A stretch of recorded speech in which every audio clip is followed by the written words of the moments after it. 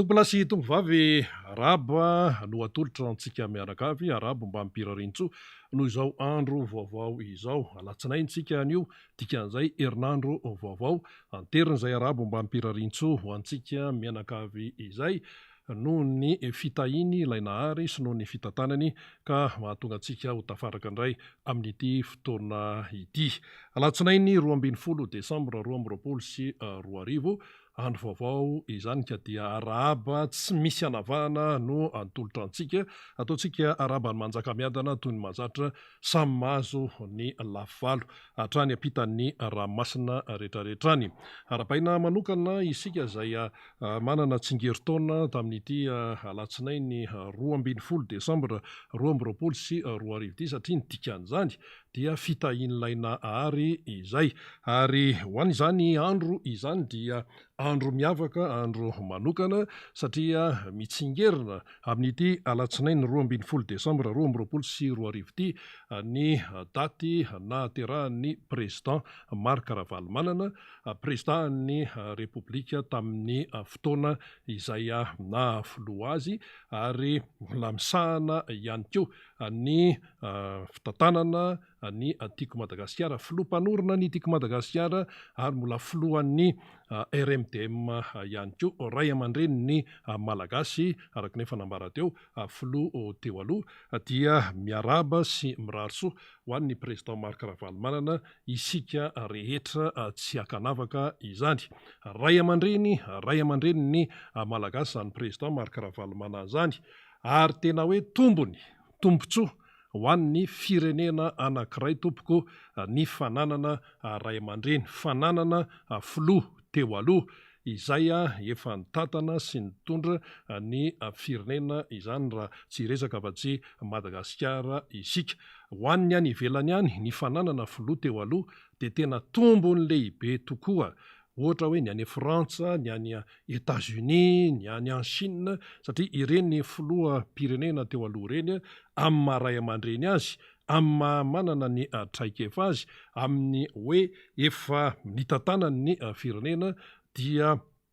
zava-dehibe ny fisiny ao anatina firenena anankiray ny tsy manana rehefa tsy fidiny. Maika moa zany fa ny hoe manana dia izay no tena zava-dehibe fa amin'ny hoe maha-malagasy ihany koa dia zava-dehibe ihany koa ary manana ny maizy azy ny toeran'ny ray aman-dreny ka izay no ilazantsika hoe tena tombony lehibe ho an'ny firenena malagasy sy ho an'ny vahoaka malagasy ny fananantsika mianakavy an'izany hoe ray aman-dreny zany ny président Marc Ravalomanana izay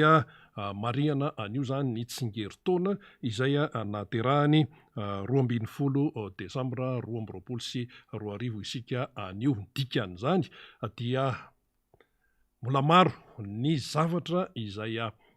miandry sy hoe hitadiavan'ny firenena malagasy, hitadiavan'ny vahoaka malagasy an'izany hoe président Marc Ravalomanana zany, indrindra moa fa amin'izao fotoana izay tena manahirana eto amin'ny firenena izao. Rehefa hoe tojo fasairanana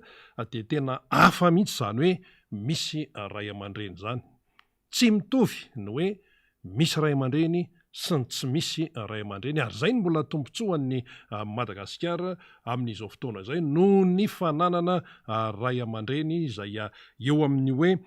rafitra tanatohatra eo amin'ny maha-malagasy ny ray aman-dreny tompoko dia manana ny toerana maizy azy, manana ny toerana manokana sy ny asany manokana eo amin'ny izany hoe fiarahamonina malagasy zany. Fa raha tsy mipetraka izay dia lasa rava ny hoe maha-malagasy ny malagasy zany hoe ray aman-dreny zany dia tena zavatra lehibe tokoa zany. Tsy afaka soloina zany, tsy afaka hoe amboamboarina zany ny tena hoe lenta sy ny lanja sy ny asina ao anatin'izany hoe ray aman-dreny izany ka dia izay zany no tsara amafisana ny momba an'iny. Eto moa zany dia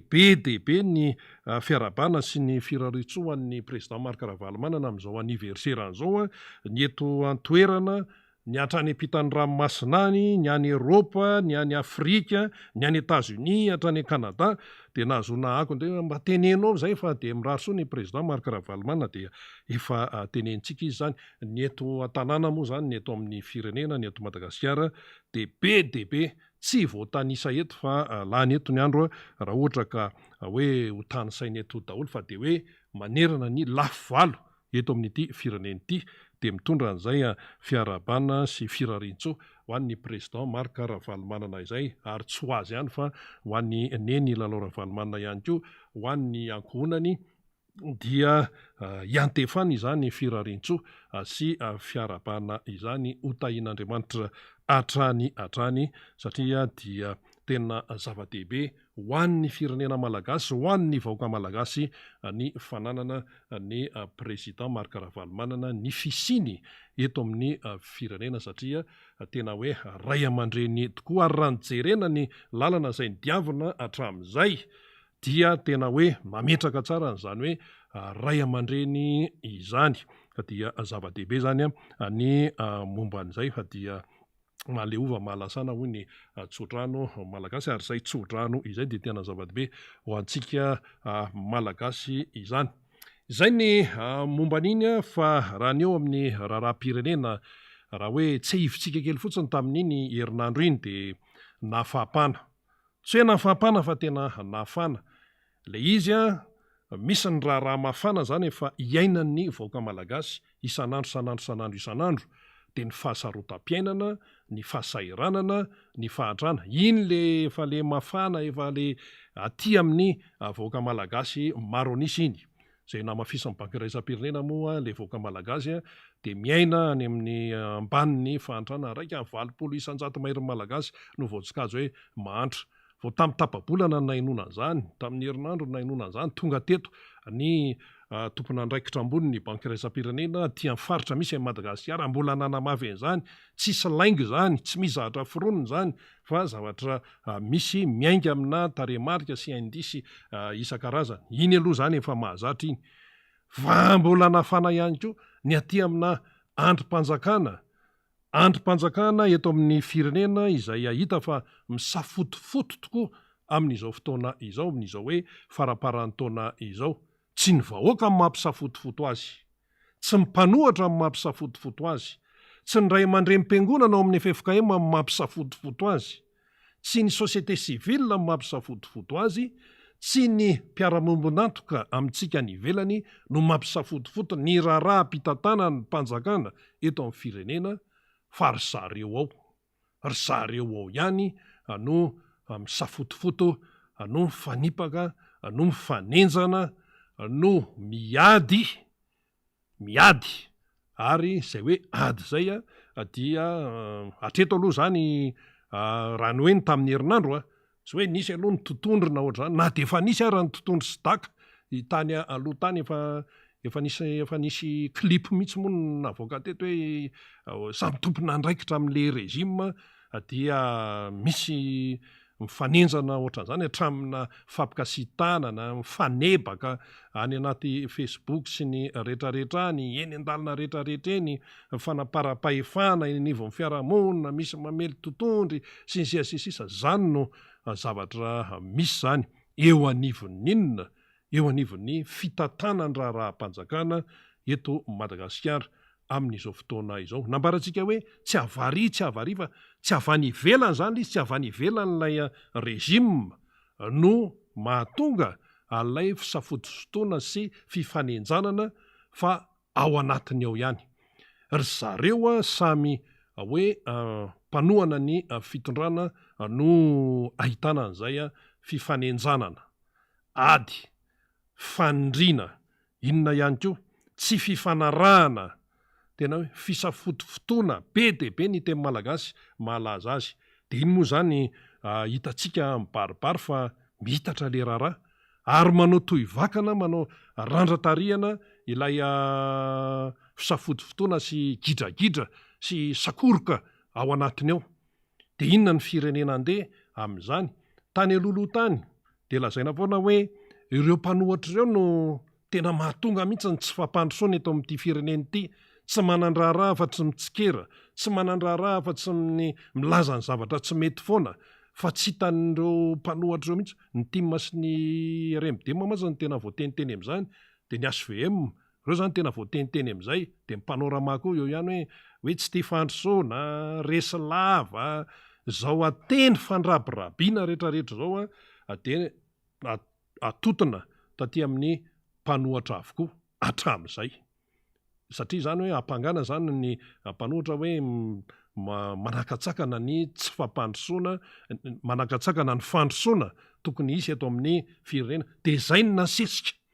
no nasesika ho any anaty dohan'ny gasy zay no nasesika amin'ny hoe fanaparitahana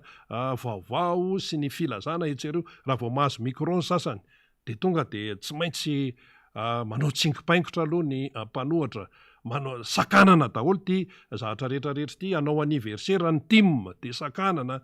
saika ny oetsy magro dia sakanana fisamborana sinsia ny teny marary isan-karazany natao taty amin'ny mpanohatra daholo hoe manakatsakana ny fampandrosoana amin'ny firenena hony dia ny olona meno an'ireny ny olona mijery an'ireny hoe ay ve ohatran'izany le izy ay zany ireo mpanohatra eo mihitsy ny tena tsy mampandroso n'ity fireneny ity fa zao aseho an'Andriamanitra eny ihany ny tena izy aseho an'Andriamanitra eny ihany ny tena zavatra marina sy ny zavatra izay takotakonana any ambadika any ka amin'izao fotoana izao zany efa tsy takona fenina intsony fa ny ao anatin'ny rezima ao ihany no mifanenjana ary ianao zany rehefa hoe ianao ny ao amin'ny toeran'ny fitantanana ny firenena rehefa ianao ny eo ka le ekipa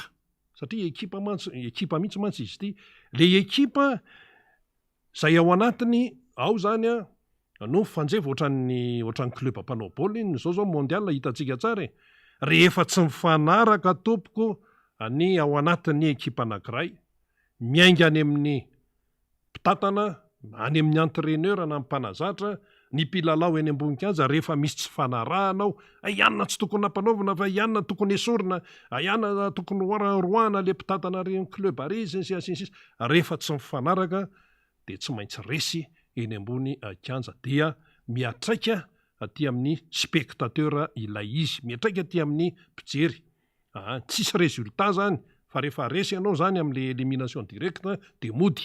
mody ohatran'ny Brésil mody ohatran'ny Allemagne mody ohatran'ny Espagnol mody ohatran'ny Hollandais mody daholy rehefa tsy mety ny tontolon'ny fiara-masa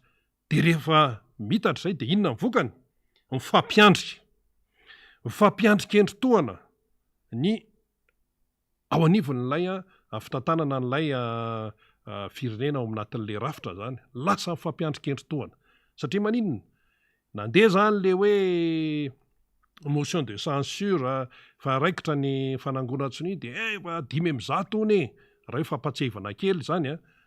alao mihitsy aloha ampatsevana kely ny fandehan'le raharaha taonivon'ny aty amin'ny miram-pirenena mantsy ty zavatra ity no niketriketrika dia hoe 500 ony nanao sini zany hoe mba hirosoana amin'ilay hoe fitsipaham-pitokisana ny gouvernemanta tarihan'ny prime ministre Tsay Christian dia rehefa mipotra iny zavatra iny dia be dia be zany nefa ny maronisa ao anatin'ny solombavam-bahoaka ao zany ao anatin'ny aty amin'ny miram-pirenena ao dia mipanohana ny fitondrana zay ny maronisa lany tamin'ny alalan'ny etikety ny eo anivon'ny fitondrana ny maronisa ao anatin'ny solombavam-bahoaka ao zany ao amin'ny aty amin'ny miram-pirenena dia rehefa mipotra iny zavatra iny dia be ny feonandeha ianona ihany eny eo ambadika io ianona ny eo ambadika io tsy mipopotra ireny raha tsy misy efa ketrika be any ambadika any zany ny feo eno zay mpanao gazety somary fanina mihitsy ahoana ary zany satria zany matoa zany mipotra ny soni ohatran'ireny dia efa tsy maintsy misy resaka tany ambadika tany fa zao aloha no hita hoe misy soni ireo dia alefa any amin'ny bromaritra any zay tarihan'ny filohany aty amin'ny miram-pirenena tarihan'ny madame Christine dia mandeha ny procédure ary zany efa procédure efa fantatry ny député zany hoe raha misy an'izany dia zao no tsy maintsy lalana izorana iny zany inona nefa ny zavatra antranga tapitapika eo de misy manao fanambarana hoe tsy manara-dalàna iny e, misy mangalatsony e, de misy natsona tany amin'ny toerana manokana tany ny filohan'ny antenimera pirenena i Madame Christine, natsona tany de tenenina tany de ohatran'izany. Zany ny zavatra antranga. De raha nanantena zany ny rehetra hoe andeha zany ty motion de censure ty, de tonga de voakatsana le izy de sininona angonina fa tsy hita hoe ahoana sy ahoana ny toerana satria nisy tonga de fa teny midina avy any ananina any de atramina fanenjanana sy ny sisa. Vokatra zay rehetrarehetra zay de miteny indray le député nanao siny hoe zay tsy nangalatsony izany, koratsiny zay ko angalatsony. De ny sasandray miteny nisy nangalatsony mihitsy tao. De zay le izy de mipotra am'izay ny fanehoan-kevitra maro samihafa ary ny atao hoe izay nanohana ny fitondrana hatramin'izay de fa zavatra hafa mihitsy ny langazy izay tenenina fa tena mitsikera ny fitondram-panjakana ary manenjika mihitsy amin'ny teny tena mahery raha nisy ny fitsikerana nataony ny mpanohatra hatramin'izay de mbola atao hoe mbola mafy lavitra noho ny fomba fitenenan'ny mpanohatra hatramin'izay, fomba fitenin'ny RMDM, fomba fitenin'ny TIM, fomba fitenin'ny HVM no nataony ireo izay tao anatin'ny fitondrana ihany kanefa tsy faly amin'ity fomba izay hoe natao ity zany hoe efa mandeha le motion de censure atao de katsanana fotsiny avany hoe fahefana vaizy zany sy ny sisa. Nefa io misy lalam-panorenana. Iverenantsika mantsy ny resaka hoe séparation de pouvoir rehefa avy eo na ny hoe ny fisarahan'ny fahefana satria any mihitsy mantsy ny tena voadona amin'ity raharaha ity zany. So de tsy fantatsika mety hoe variantsika amin'le mijery an'le raharaha mitranga. De ao ny sasany koa moa miteny hoe sinema io fa ianona ihany anie teo ambadika io rana ihany anie teo ambadika io de avy eo nialany tapika io zany na sinema na tsy sinema raharaha-pireneny ty. Raharaha-pireneny ty, raharaham-bahoaka ty, fa tsy tokony ho tonga hatramin'izany resaka hoe sinema zany de hoe zao. Tsisy resaka sinema mihitsy amin'ny raharaha-pirenena sy ny raharaham-bahoaka. Fa ny zavatra misy de hoe le tsy fifankazahoana any etapiny any efa tsy takona fenina intsony fa de efa mibaribary ho hitam-bahoaka. Ary eo ihany koa efa misy koa ny hoe tsy fifampitokisana eo amin'ny samy manana andraikitra eo amin'ny fitantanana ny firenena. Inona ny resultat amin'izany, inona ny vokatra ho azo amin'izany, satria le tsy fifampitokisana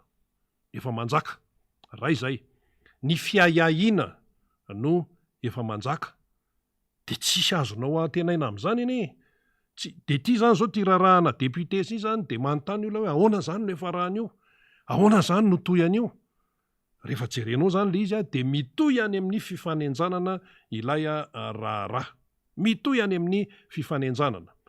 satria voatotohana ny filohan'ny antenimera pirenena Madame Christine, voatotohana izy ary rehefa voatotohana izy de misy fiantraikany zay ho an'ny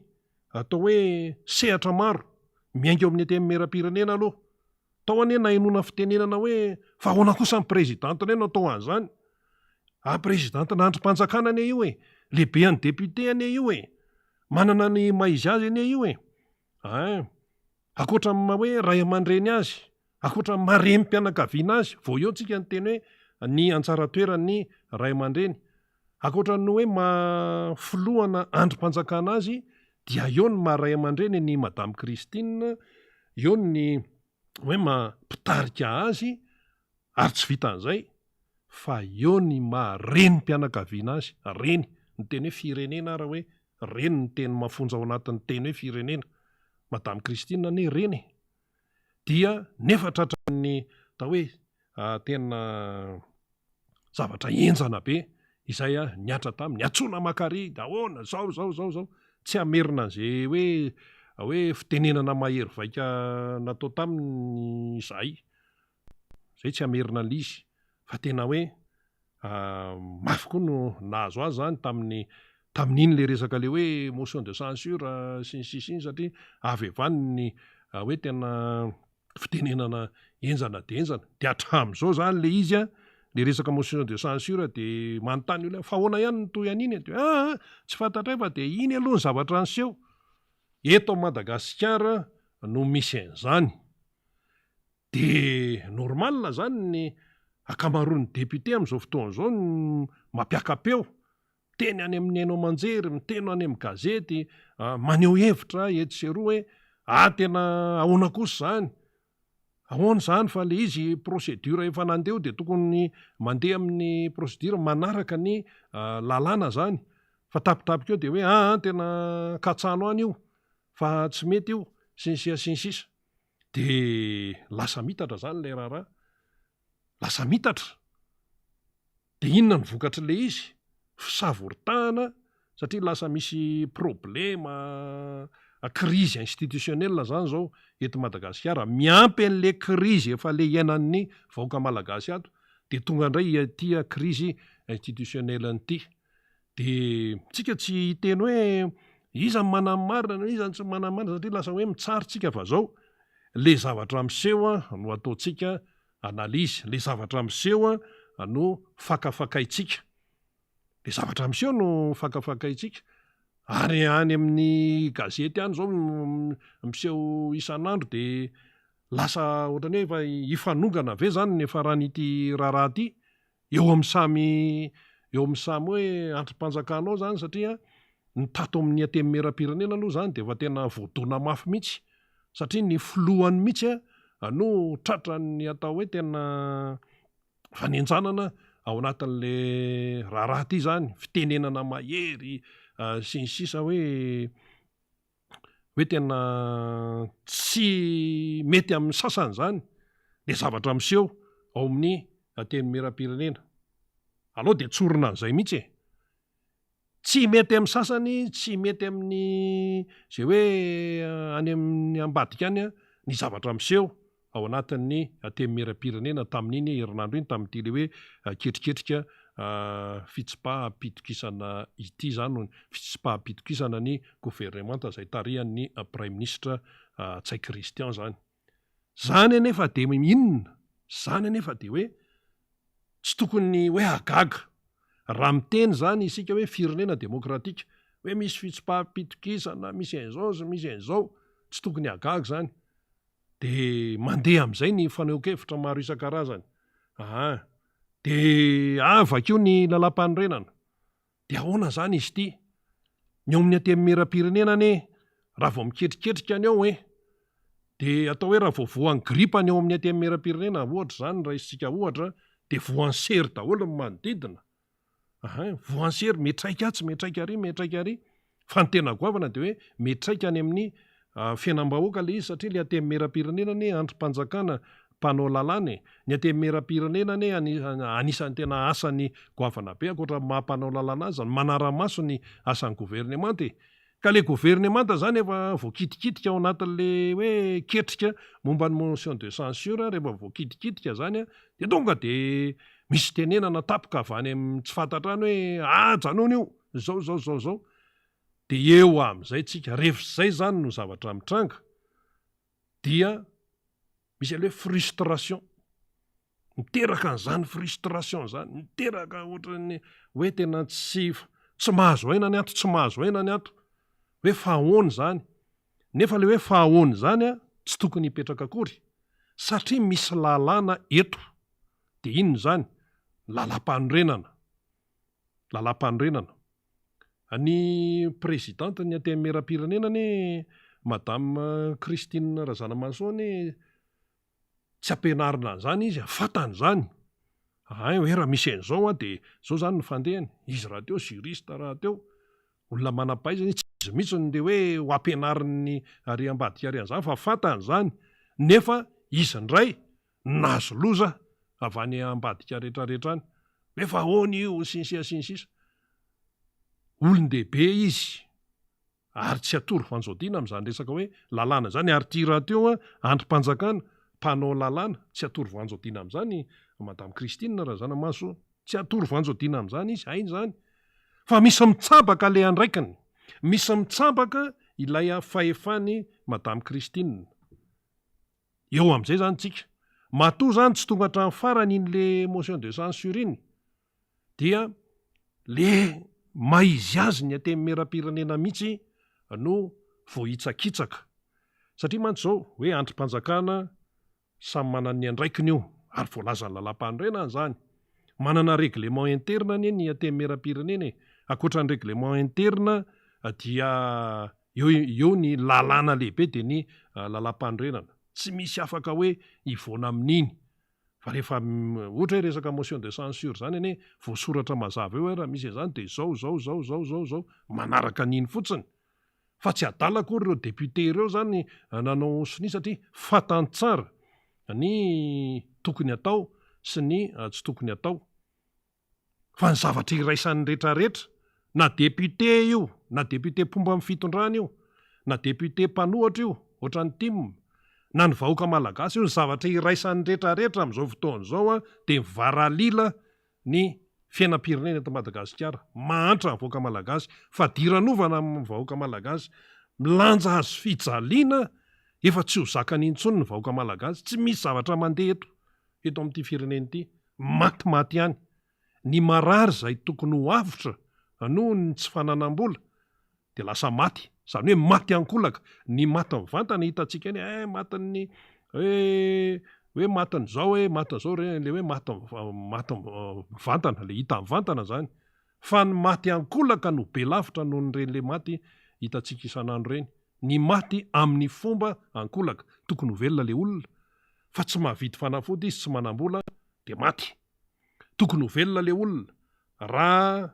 ohatra hoe fantatra ny tena aretina mahazo azy amin'ny alalan'ny fanaovana écho na amin'ny alalan'ny fanaovana scanner zany moa efa avoleta ny radio sy ny sisa fa mila vola dia tsy afaka manao an'izany le olona dia maty fantatry ny rehetrarehetra zany zao fantatry ny rehetrarehetra dikan'izay zany raha nisy ireny ketrika hoe fitsipaham-pitokisana ny gouvernement ireny satria ny gouvernement ny mpanatanteraka araka ny lalam-panorenana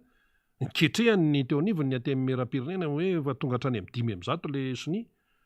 dia manamarina ny zava-misy eto amin'ny firenena zany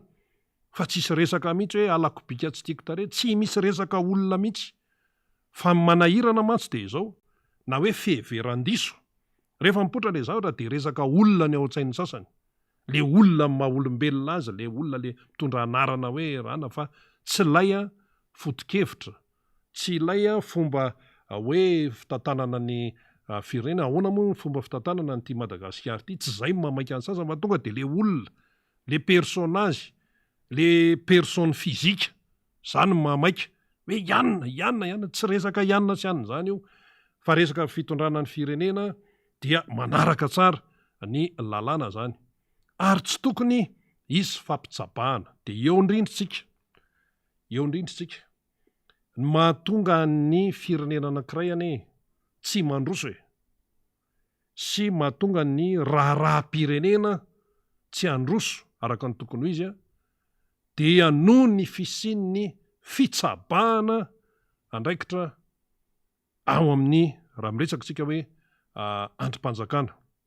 misy ny hoe androm-panjakana fahefana mpanao lalàna ny ateny mera-pirenena sy ateny merandolona zany fahefana mitsara miresaka hoe fitsarana avy momba lalam-panorenana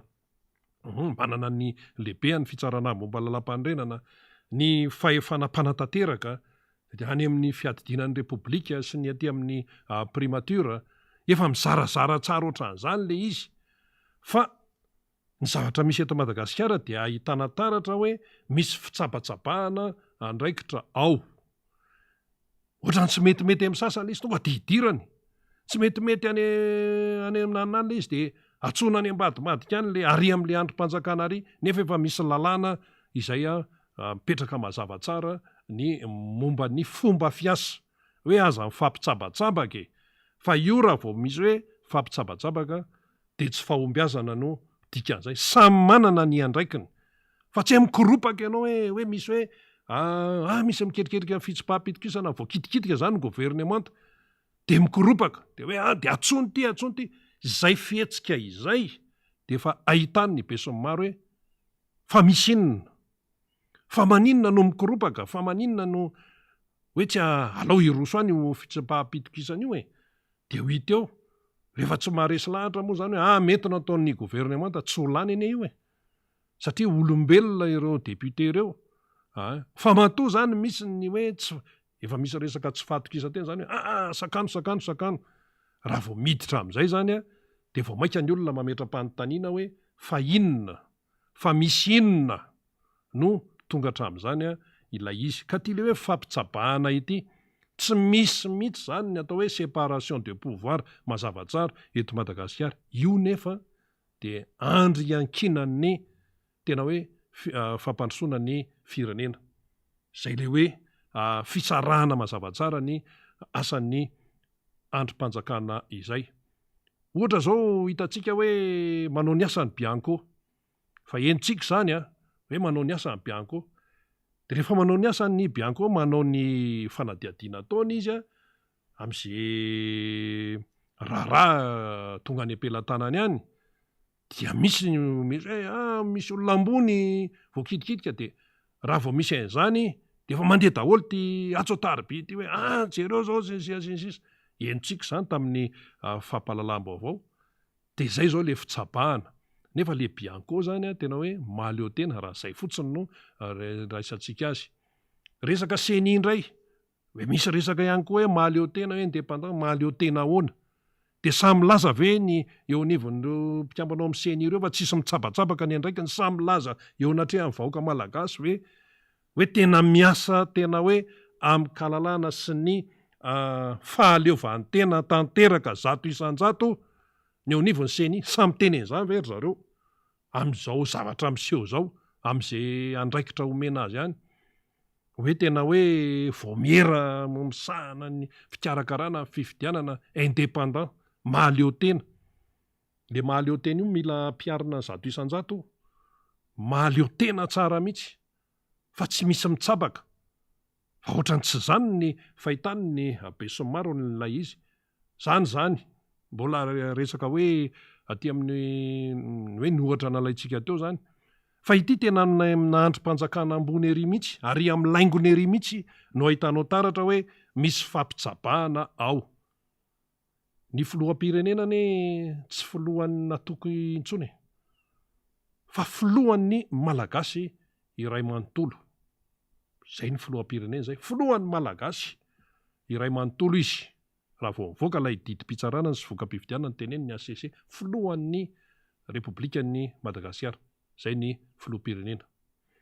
Ny filohan'ny aty amin'ny meram-pirenena dia filohan'ny androm-panjakana mpanao lalàna eo anivon'ny aty amin'ny meram-pirenena filohan'ny député izy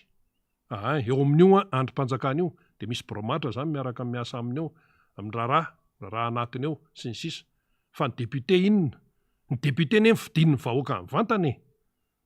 suffrage universel no ifidianana ny député. Ny filohan'ny aty amin'ny meram-pirenena ihany koa zany dia azo lazaina fa filoha zay miainga avy aty amin'ny vahoaka malagasy satria ireo député ireo mifidin'ny vahoaka malagasy. Dia ohatran'izany ny an'ny aty amin'ny meran-dolona moa zany hafa iny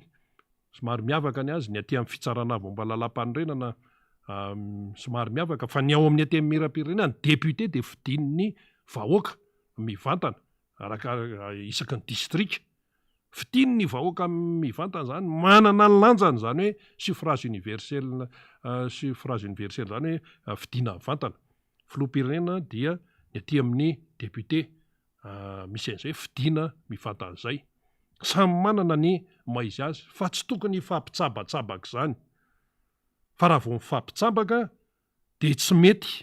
raha vao mifampitsabaka dia tsy tafavoaka zany no misy eto amin'ny firenena malagasy amin'izao fotoana izao satria maninona no mitsabaka amin'ny any amin'ny tsy tokony hitsabahana satria mikoropaka hoe sode na tsy meritreritra n'inona ara ny mpitazana dia lasa meritreritra an'izany inona ara no afina feninao inona ara ny mampikoropaka ao inona ara ny mahatonga nyity fetsona amin'ny andro aliny ty hoe makary na atsony ranona makary dia bedesina dia hoe ahoana zany sy ny sisa dia nefa iny olona bedesina iny sy ny olona tenenina iny mba manana ny mpanohana azy ihany koa izy de lasa miteraka alahelo ilay raharaha. De zao zany zao rehefa tena jinenina hoe manahoana ny ambiansa zany amin'ny fomba fitantanana ny firenena. Ny ambiansa aloha zao de tena manahirana be satria tena hoe samy mitana ny atao hoe ny ampopony ny onivon'ny androm-panjakana resaka hoe atao amin'ny antemmeram-pirenena zao hoe manahoana kay ny tena temperament ao amin'ny antemmeram-pirenena tena ohatrany tena entsana be de manahoana ny fifandraisan'ny antemmeram-pirenena sy ny any amin'ny fiadidiana ny republikana ohatra manontany an'izany ny olona satria rehefa mamaky ny lalam-panorenana ianao zany misy an'izany resaka hoe raha ohatra ka misy hitan'ny député misy tsy mety ny ataony any amin'ny fiadidinan'ny republika teto nefa nisy empêchement ary efa nisy filoham-pirenena niongana tamin'ny alalan'ny empêchement ny président professeur Zafy Albert. Izy moa zany tamin'izany fotoana zany rehefa ampêché izy ka izy nitabataba izy koa ray aman-dreny napetrany tsara mihitsy ny ray aman-dreny fa nytitsika maha ray aman-dreny azy fa nytitsika ho tenenina de ny hoe ny fahefana anjaran'ny androm-panjakana tsirairay de samy tokony hoe mijanona ma hoe fahefan'ny androm-panjakana azy fa tsy tokony ifampitsabatsabaka zany resaka motion de censure zany zahatra tsy tokony hoe isy hoe ahoana sy ahoana resabe hoe rehefa io de tokony mandeha amin'ny tokony izy fa vao hoe nandeha izy de nisy an'le hoe tonga de voakatsana tapoka avy any ambadika any de nikoropaka doiny hoe fa inona zany mbola tsy fahita teto Madagasikara zany gagatra amin'ny hatrany ivelany. Reo mpanao gazety any an-dafy reo lasa mitodika aty daholo ny mason'ny tompoko nanomboka tamin'iny herinandro iny na de mbola gidragidra be any Ukraine na de mandeha raha-baolina any Qatar modiny breziliana asandray iza koa no modiny espaniola sy ny sisa ohatrany hoe lasa ny fomba mason'izao tontolo zao fa noho le zavatra anyseho teto Madagasikara de lasa nakaty reo ne fampiantso daholo be deabe ny solotenina mpanao gazety vahiny eto de mitatitra an'le vaovao efa fantatry ny any ivelany any hoe efa nisy motion de censure hoe teraka hono ny fanaovan-tsony io nefa tonga any amin'ny 5 am'zato efa mihoatra lavitra an'izay ilaina de tapitapika eo de hoe mijanona ndray de iny zany de lasa teraka tsy fakazahoana fampiandrikendritoana efa hitan'ny any ivelany zany. Ianao nefa firenena hiatrika fifidianana amin'ny 2023 iza no nampenao eo zany iza fa nga isika malagasy samy rery raha amin'izao fotoana zao mahavita an'io rery zao rehefa sady hoe ahoana ny resaka vola tsy vita araka ny tokony izy ny fikarakarana ny fifidianana raha tsy misy vola marina zany marina tsisy diso mihina zahatra andeo raha tsy misy ny vola nefa fitaovany fa ny vola tsy atao ao hoe ahodina ry ambadika ry. Ianao firenena hiatrika fifidianana amin'ny 2023 afaka tapabolana ane zany 2023 zany afaka tapabolana zany hiatrika fifidianana zay aloha ny calendrier mipetraka zay kajikajy any ambadika any tsy idirantsika zay fa zay aloha 2024 taona mpifidianana io atreto na de ny sain'ny sasany arany amin'ny Gédésil Gédésil zavatra hafa zay na de any arany efa kajy ataon'ny sasany nitotona Gédésil atotona amin'ny 2023 daholo fa atao mpifidianana aloha fa raha fikarakarana hatramin'izao tompoko amin'ity resam-pifidianana ity tsy hita hoe ahoana tsy mba hoe mampisy fanantenana mihitsy zany hoe tena ozy ny tanora hoe norma tsara tena milay tsara tena mety tsara zany hoe fikarakarana ny fifidianana fa antaninao ny olona hoe ahoana ny fandehan'ny fikarakarana fifidianana fahitanareo azy tsy hitanay izay tenenina amin'izany zay sahirana tanao zany vao miteny an'izany le olona de fa tsy ao mihitsy izy manona nyity fikarakarana fifidianana ity zao ny mpitatana ao ambony ao no misavoritaka tsy azo fenina intsony ilay fisavoritana ka hoy tsika hoe raha vao mifampitsabaka andraikitra ny ao anivona androm-panjakana de tsy misy raharavanina ao amin'le firenena fa raha vao mifampitsabaka dia mandeha any mijadona ny dikan'izay. Efa nazavaina ela be teto, efa nazavaina nandritra ny fotoana lava teto, fa hoe raha firenena demokratika izany dia mila mazava tsara ny fisarahan'ny fahefana. Mila mazava tsara ny fisarahan'ny fahefana dia samy manao ny andraikiny ireo fahefana. Zay ny antony hoe matoa nasiana ny fahefana mpanao lalàna dia zay zany. Matoa nasiana ny fahefana mpanantanteraka dia zay zany. Matoa nasiana ny fahefana mitsara dia zay le izy mba hoe mazava tsara. Fa Madagasikara nga fahefana fitonana totalitera, sa Madagasikara nga hoentina amperora sa inona, sa resaka hoentina mpanjaka saina, ry Maroka no hoentina mpanjaka, sur Suède, sur Norvège, Danemark, sur Angleterre, Britanika reny hoentina mpanjaka reny. Fa ny eto Madagasikara tsy hoentina mpanjaka fa entina filoham-pirenena, firenena demokratika isika. Dia tokon'izay zany no izy. Fa raha vao hoe mitsabaka amin'ny andraikitry ny androm-panjakana hafa dia efa tsy mety zay, fa mizotra mankany amin'ny tsy firenena demokratika, mizotra mankany amin'ny fitantanana tsy demokratika. Zay ny voakikihana ny Poutine io fa sao dia tsy fantatsika. Ny Poutine zany ohatran'ny tiano fehezina daholo ty rehetrarehetra dia efa manomboka tsy voafehany intsony ny rarahan'ny Ukraine amin'izao fotoana izao, satria izy nieritreritra hoe izay manana tafika tena matanjaka be, izay manana an'izao, manana an'izao, tonga dia ao anatin'ny herinandro tonga dia regle io Ukraine io, herinandro ahoana. Zao vao tapitra ny taona mbola eo ihany. Ny olona tsy maty ihany. Ary ny Rosiana efa sositra hoe ahoana ny zanakay, ahoana ny dadanay, ahoana ny mpiray tampo aminay no alefa miady ihany. Ady tsy hita hoe hiteraka inona fa resaka ampipo fotsiny. Dia zay ny fipetraka raharaha zany. Dia lasa raha vao hoe mifampitsabaka andraikitra izay dia makany amin'ny resaka fahefana tsy refesy mandidy, fahefana fitondrana jadona raha vao miditra mifampitsabatsabaka izany. Iza moa zao firenena tena fantatsika? États-Unis. Joe Biden zao ny président américain, avy amin'ny demokrata izy. Fa i Joe Biden tsy midikiditra mihitsy hoe amin'ny rarahan'ny Sénat na amin'ny rarahan'ny Chambre de représentants ry, tsy miditra amin'izany mihitsy izy. Na hoe dia hampiantso manokana any ananiny ny lehibe an'androm-panjakana, tsy manao an'izany Joe Biden fa tonga dia efa ambenany rafitra isan-karazany any États-Unis any, Frantsay koa ohatran'izay.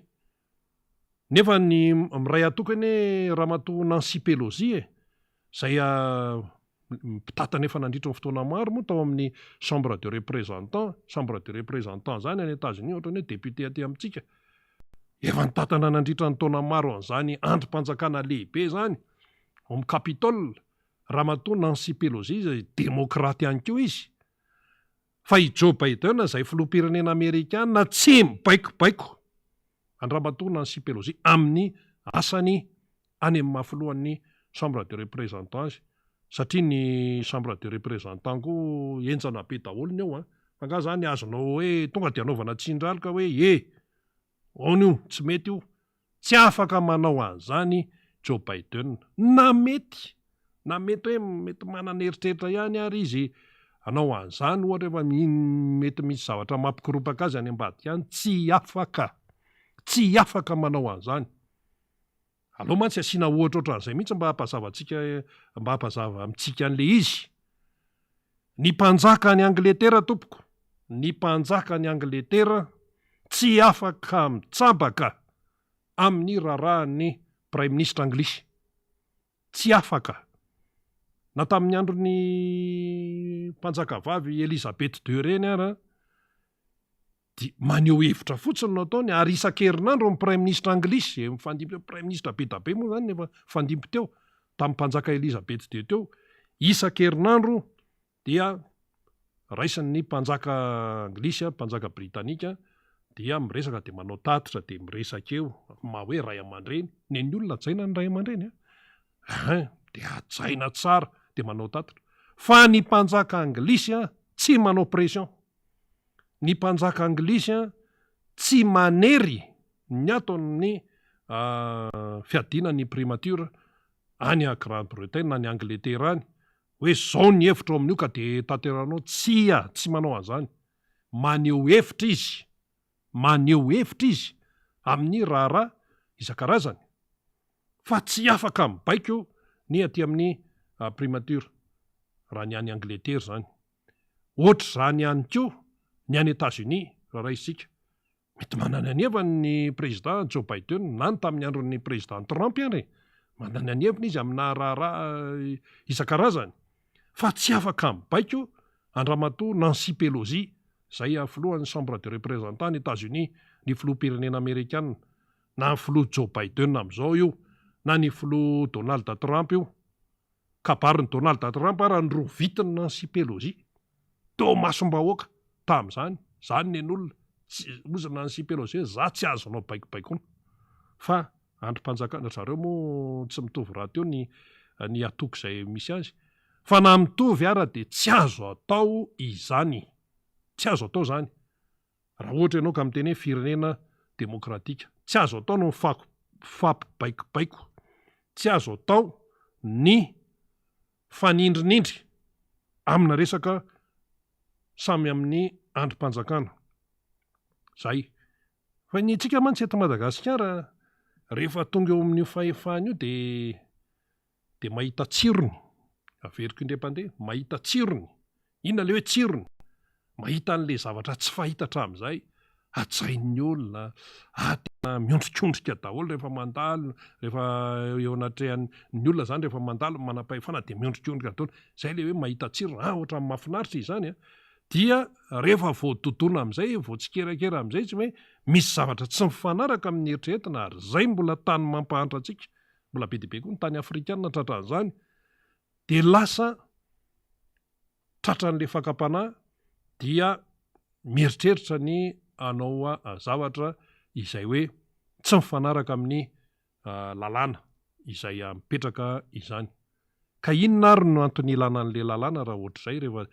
rehefa tsy ho arahana le izy. Rehefa tsy ho arahana le izy, inona ny antony ilana an'io? Maninona raha tonga dia manao referendum hoe ary vahoaka malagasy, anontaniana ny hevitry ny vahoaka malagasy. Anontaniana ny hevitry ny vahoaka malagasy hoe mbola hijanona repoblika ve tsika sa ho atao tsy repoblika intsony ty Madagasikara ty fa atao averina amin'ny mpampanjaka ohatra na atao ampiroro ohatry ny any Japon. Sa atao inona? Rehefa tsy mety amintsika intsony ty hoe repoblika hoe manaja ny demokrasia ity. Fa ny zavatra misy eto Madagasikara anie dia mahavariana. Tononona fotsiny hoe repoblika ny Madagasikara. Ary Madagasikara zany tena manaja ny demokrasia zany. Eto tendromolotra eto fotsiny. Fa ny tena zava-misy tsy zany. Fampitsabaka any etapiny any dia fampitsabaka amin'ny andraikitry ny asa, amin'ny andraikitry ny hafa, any amin'ny tontolo mpitsarana any. Zany anie io ady ataon'ny SMM syndicat ny magistrat io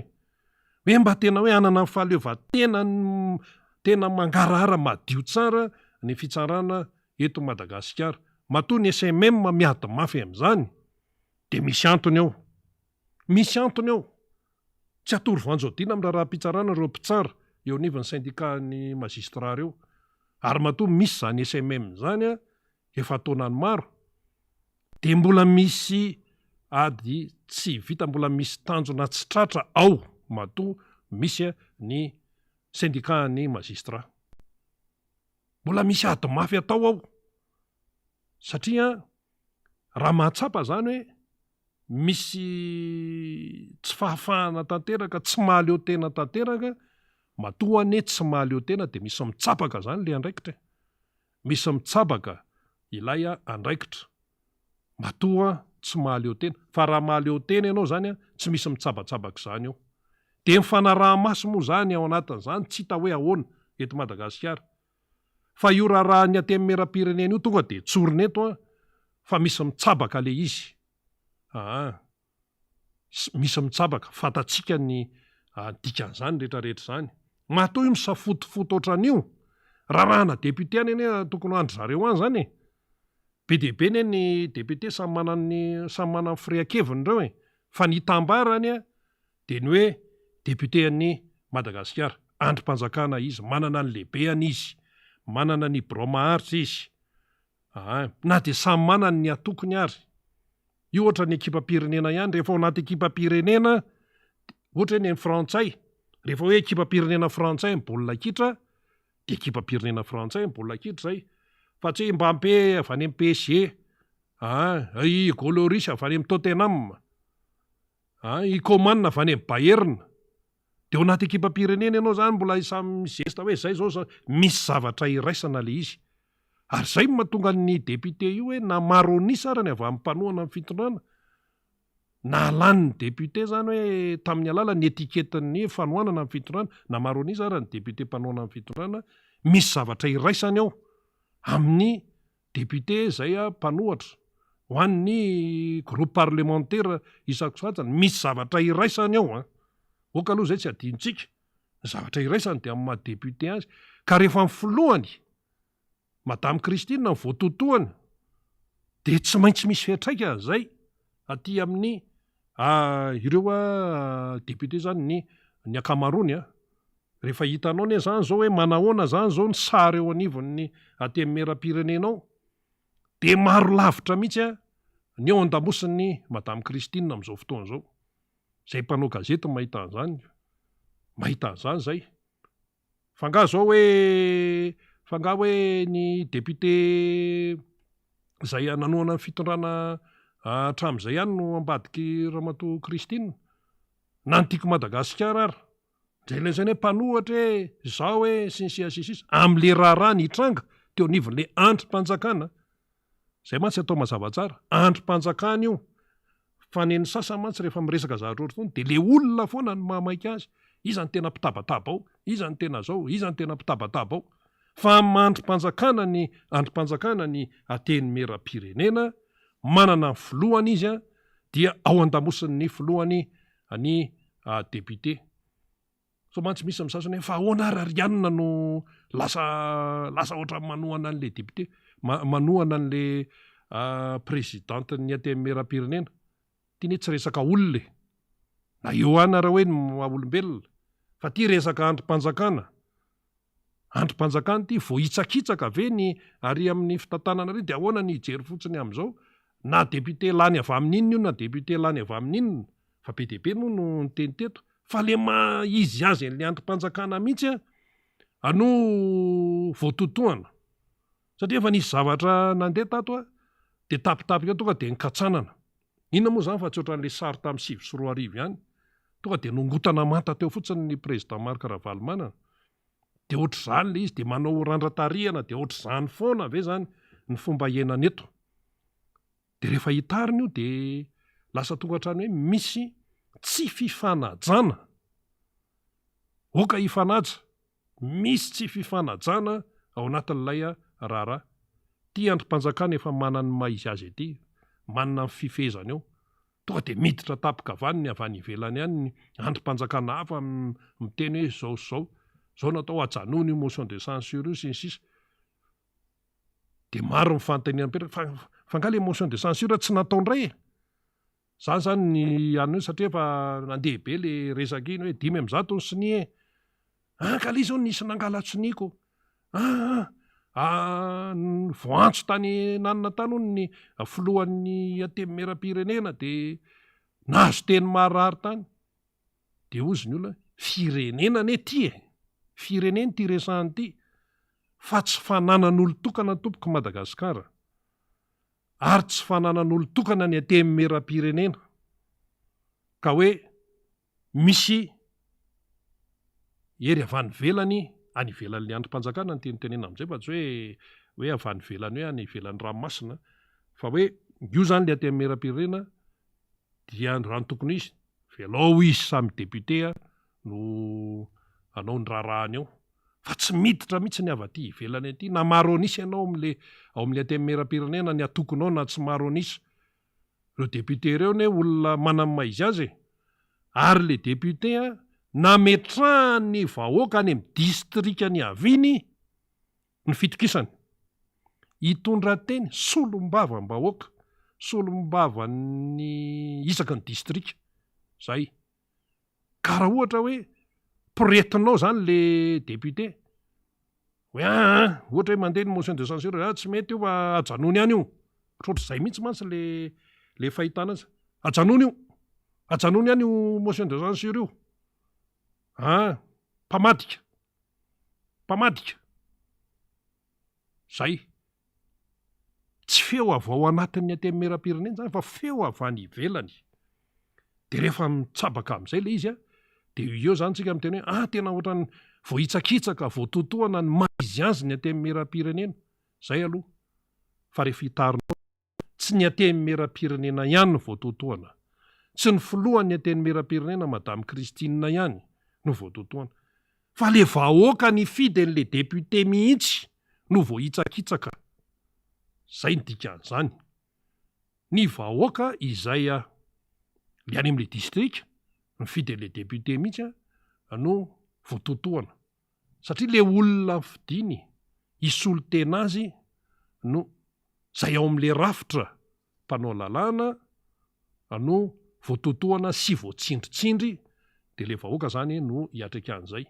zay ne le izy fa sao de mety hoe tsy takatra ny sasany ka izy ity tsy hoe za zay tiako atao io ihany no atao za zao ny eto sinsisa tsy vitan'izany io tsy vitan'izany io fa tena manahirana ilay raha ohatra zany ka misy ny tsy fahakazahoana tsy fitovik-hevitra ny fanenjanana anynivon'ny mpitondra ny etapiny any de oka mihitsy tsy hoe amaivaniny zany zavatra zany hoe tsisy hidirantsika zany ny vahoaka aloha tsisy miditra amin'izay fa zay adiny zareo ao zay tsy fahakazahoany ao misy fiantraikany tanteraka mihitsy aty amin'ny fiainam-bahoaka le vahoaka aty amin'io efa tsy tafavoaka efa tena hoe mitrongo voahomana zara raha mahita ny arapaka ny ariandray fanjevo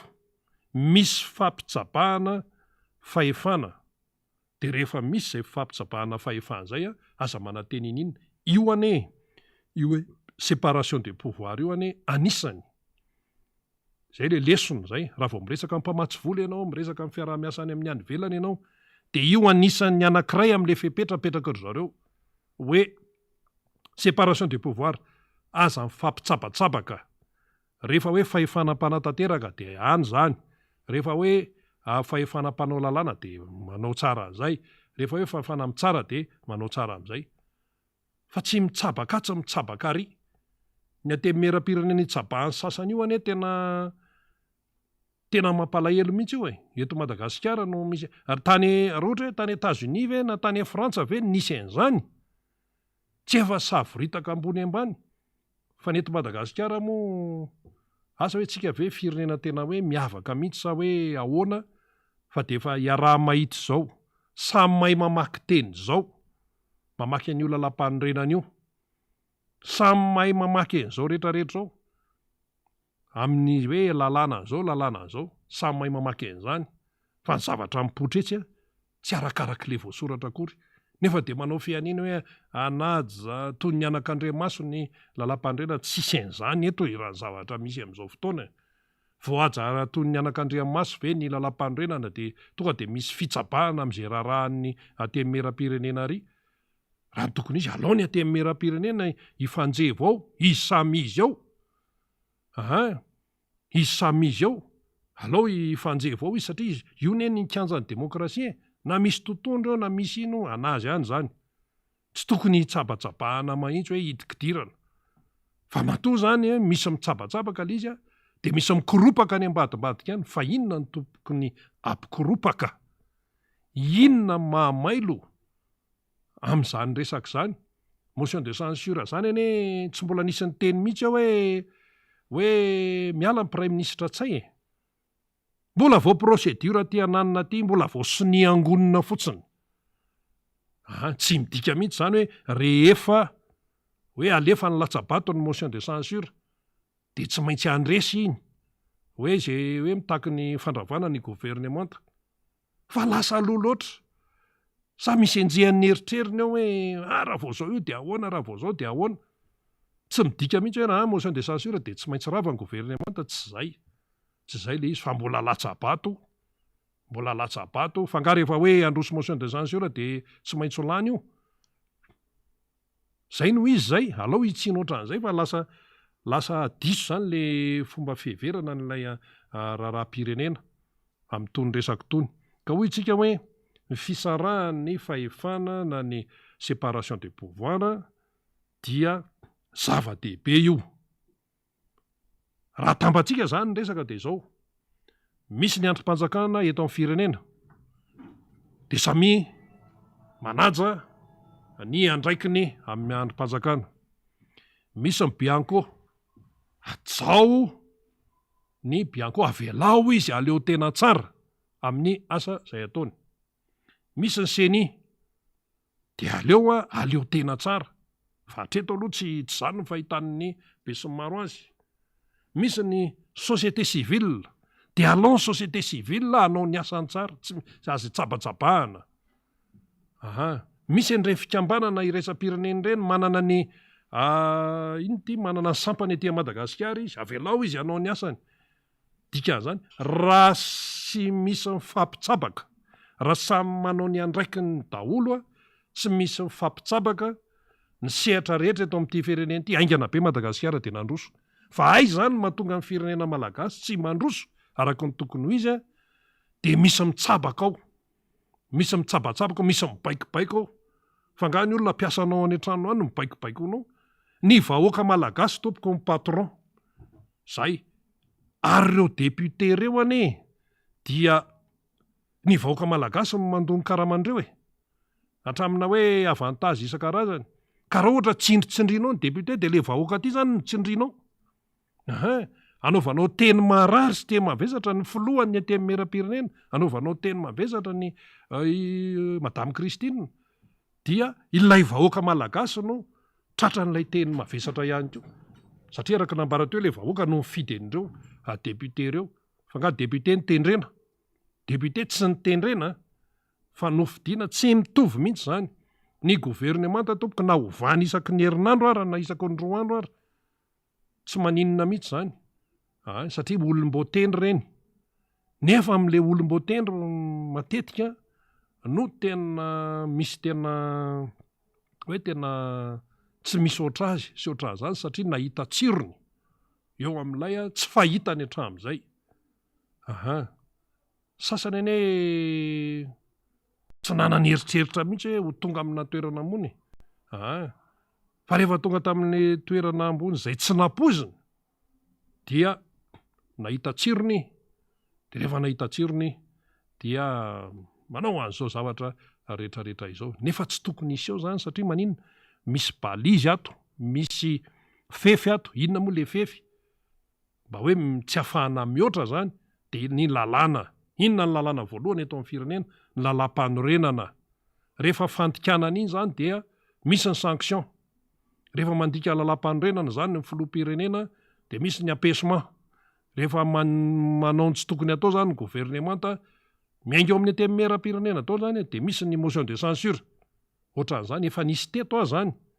Efa nisy teto amin'ity firenena ity zany fa tsy hoe zavatra vao foronina akory. Efa nisy président ampesier teto. Fa ny président Zafy Alberane tamin'ny fotoan'androny izy anga nitsabatsabaka amin'izay hoe tany amin'ny antemeram-pirenena tany. Fa najainy tsara ny andraikiny. Najainy tsara mihitsy ny aza ny andraikiny, tsy misy mifampitsabatsabaka. Fa raha vao mifampitsabatsabaka de tsy mety le izy. Raha vao mifampitsabatsabaka dia misy tsy fifanajana. Ny fifampitsabahana zany amina ohatra hoe resaka androm-panjakana, akoatran'ny hoe miteraka fitantanan-draharaha dia ahitana taratra ihany koa ny tsy fifanajana. Zay le izy. Ahitana taratra an'izay hoe tsy fifanajana zay. Ka rehefa tsy mifanaja moa zany inona no antenainy eto? Ary zay endrika tsy fanajana zay be de be mihitsy ny endrika isehoany zany. Ny hoe tsy fanajana io. Tsy fanajana ray aman-dreny. Madame Christine tompoko ray aman-dreny iny. Renim-pianakaviana iny. Ray aman-dreny iny. Misy tsy akoatrany hoe mahalehibe amin'ny androm-panjakana azy. De eo koa zany hitanao hoe misy tsy fanajana ray aman-dreny, de io efa nresantsika teto amin'ny miara-manonjay mibesy raha teo matamy hoe ny tsy fanajana ray aman-dreny anie eto amin'ny fireneny teo ohatra ny efa sakafo han'ny isan'andro e. Misy endrika tsy fanajana ray aman-dreny. Président Marc Ravalomanana zany ray aman-dreny, sakana anetsika, atao an'izao ka, atao an'izao ka, nefa ray aman-dreny. Io koa ny présidenty Christine io fa tratran'izay ihany koa. Nefa izy ray aman-dreny, ninona tenenina aloha, ninona firea-keviny ihany. Ray aman-dreny izy, rem-pianakaviana izy. Fa zao mantsy tsy fantatra ny sasany, tsy maintsy samy ho antitra daholy, tsy maintsy samy ho antitra daholy raha ny lalam-piainan'olombelona. Fa ny tsy fanajana ray aman-dreny eo amin'ny malagasy, satria tsika malagasy aloha, sa hoe ny sasany mieritreritra ihany koa hoe tsy malagasy izy, fa malagasy isika, fa ny toeran'izany ray aman-dreny zany avo be zany. Fa ny tsy fanajana ray aman-dreny io de aloha tsy teneniko le voambolana fa enjana be. Fa ny tolo malagasy no mametraka il'izy hoe ny tsy fanajana ray aman-dreny dia zao ny vokany. Zao ny vokany. Ny tsy fanajana zany atao hoe ray aman-dreny zany. Amintsika malagasy tsy mipetraka intsony zany. Amin'izao fotoana izao, ny fanabeazana aiza. Satria misy idiran'ny fanabeazana io rehefa mitsabatsabaka amin'ny tsy tokony hitsabahana ianao zany, dia mazava ho azy hoe misy idiran'ny tsy fetezany ny fanabeazana. Ohatra anankiray, raha maditra ny zaza anankiray, manao ny tsy fanao ny zaza anankiray, dia ahoana hozy ny malagasy? Ahoana hozy ny malagasy? Fijerintsika andavanandro hoe raha manao ditra le ankizy, raha manao ditra le ankizy dia tena hoe tena tsy mety zany, fa ahoana koa ary tony ankizy tony manao ny zavatra tsy fanao. Fa ny fahendrena malagasy dia miteny hoe zaza ratsy taisa. Zay fahendrena malagasy zay. Raha maditra ny ankizy dia antsoiny malagasy hoe zaza ratsy taisa. Raha mamingavinga ray aman-dreny ny ankizy eto Madagasikara dia zaza ratsy taiza. Raha mangalangalatra, miteniteny ratsy, mamono namana, migafy any am-pianarana, dia tonga dia izao no tenenin'ny fiarahamonina hoe zaza ratsy taiza. Ka iza le mitaisa? Le mitaisa anankiroa. Ny ray aman-dreny ao an-tokantrano mitaisa dia fiarahamonina koa mitaisa. Zay, tsy misy afa-tsy izay io. Fiarahamonina zany ny Facebook, fiarahamonina zany ny film, ny fiarahamonina zany ny mpiarahamonina ao an-tanàna, ny fiarahamonina zany ny eny an-tsena, mitaiza daholo zany. Fa rehefa mandeha amin'ny tsy falehany zany le fitaizana zany dia io mivokany io. Mieritreritra hoe zany tena enjana, zany tena dadany, enjana ahoana e? Enjana ahoana? Misy fetrany daholo ny zavatra tompoko. Fa raha ohatra zany hoe misy ny tena hoe fibanjinana sy hoe fijerena n'ilay fiainam-bahoaka, tsy tokony tonga hatramin'izany mihitsy ilay izy. Samy manana ny maha izy azy, samy manana ny andraikiny, dia oka hifanaja. Fa ny manazava zany ny fahantrany malagasy amin'izao fotoana izao. Mbola calcul be zany hoe toe-karena, PIB, reny mbola eo. Fa ny anisany mahatonga ny firenena malagasy tsy ho tafavoaka dia tsy mahay mifanaja, fampitsabatsabaka. Tsy mahay mifanaja, tsy manaja ray aman-dreny. Zay no anisany tena hoe tsy mahatafavoaka n'ity fireneny ity, tsy manaja ray aman-dreny. Zao moa zany zao amin'ny fanabeazana amin'izao ny hoe tsy azo atao intsony zany hoe mikapoka ankizy zany fa mampigadra. Zany zao nefa style amin'izao e. Ka zany zany fiovaam-piainana daholo zany rehetrarehetra zany. Fa na inona fiovaam-piainana, tsy ho tokony ho tonga hatrany amin'ny fampitsabahana any amina androm-panjakana le izy. Dia ho hitantsika io zany no ho toy an'io. Angina fotsiny amin'izao ve zany ireo député ireo zany, sa hoe inona no toyany? Dia ahoana ozy ny any amin'ny présidansan'ny repoblika any? Dia ahoana ozy izy ny atao amin'ny gouvernement ato? Zany zao anontanian'ny olona daholo zany hoe inona zany no toy an'ity raharaha ty? Ny toy an'ity raharaha ty aloha zany zao dia tena anahirana. anahirana satria efa miakatrakatra ny feo a zanaky Fianaratsoa efa nyteny hoe ahoana ny madame Kristina natao an'ireny, ny atoky politika isan-karazany efa mampiakapeo raha tamin'ny tsy ny tia marery a fa atoko isan-karazany mihitsy. Ny olona mpanao politika efa hoe fantatra isan-karazany efa nyteny daholo hoe tena hafahafa ty raharaha eto Madagasikara ity. Ny krismasy nefa ho avy, le vahoaka malagasy ato tsy mahavidy akanjo kiraro vaovao intsony ny ankamaroany malagasy amin'izao fety zao tompoko, fa zara raha misy fripy, zara raha tsy miboridana andraisana ny zanak'Andriamanitra. Zany ny zava-misy, tsy mahavidy akanjo vaovao intsony. Fa raha ohatra maro anaka le ray aman-dreny dia ny akanjon'le zokony ihany no ampanaovina ny zandriny, ohatra le fitaovam-pianarana ihany io, tsy mahavidy vaovao intsony fa lasa mitsongoloka eny amin'ny fripy. Zara raha loha misy an'izay izay ny takatrako. Ary any amin'ny sakafo hanina indray, firy zany zao no hoe tena vorontsiloza natao, tsy misy mahatakatra zany fa aloha henan-kisoa sy tsaramaso, izay zavatra tsotsotra eo hoe ahoana tonga fety hoe izay vita eo natao e, izay vita eo sisa, zany sisa le fiainan'le malagasy. Ariananinaria nefany le nanankinana ny hoe fanatsarana ny fiainan'ny malagasy tsy manao izay hoe tena andraikiny ao anatin'izay rehetrarehetra izay. Eny ary namana Faniry Razafimanantany efa tonga eto ny namana Faniry dia anohy ny fandarana izy efa tonga ao ihany koa ny solombavamboaka Madagasikara voafito ao amin'ny distrikan'ny Avaradrano. Jerry Randrembolaina dia anana ny ambarany eo ihany koa izy. Député Alain Ratsimazafy moa mialatsiny izy, izay député voafito amin'ny alalan'ny Tim Tery Atsimondrano fa tsy afaka miaraka amintsika izy na dia alatsinainy ary ny andro, dia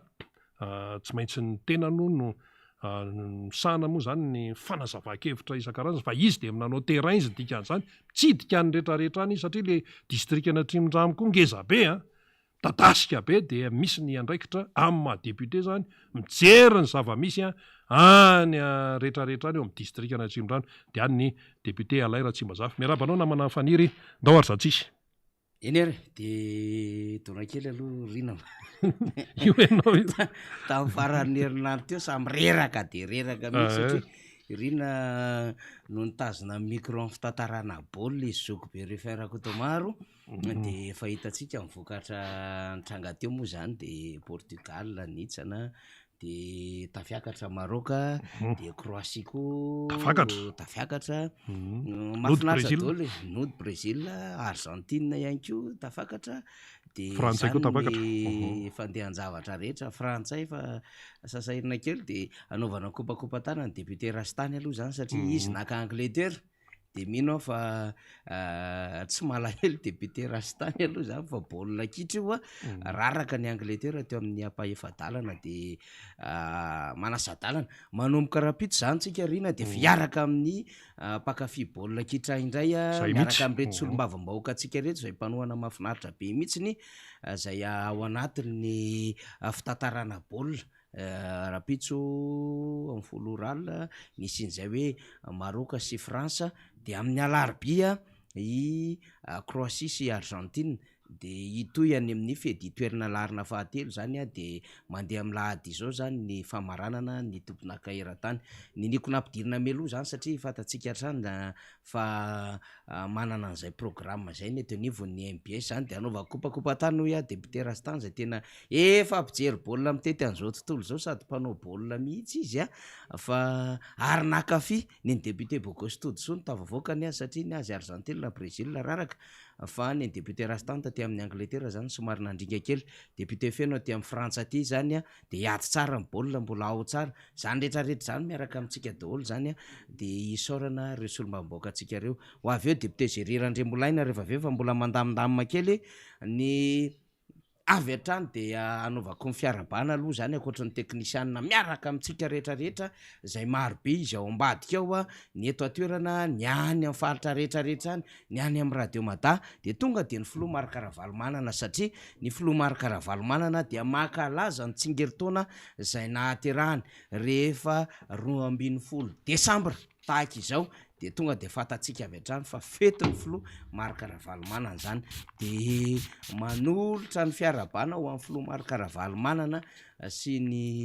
fianakaviany isika zany satria lehibe de lehibe ny hoe teo anilan'ny filoha marikaravalmanana mivady aman-janany hatram'izay ary de ny vahoaka malagasy ihany ko ny mpikatroka tim ny mpikatroka remidem reo rehetra zay hoe mahatsiaro ny ray aman-dreny dia ampitondrayntsika am'izay hoe araba zay ary de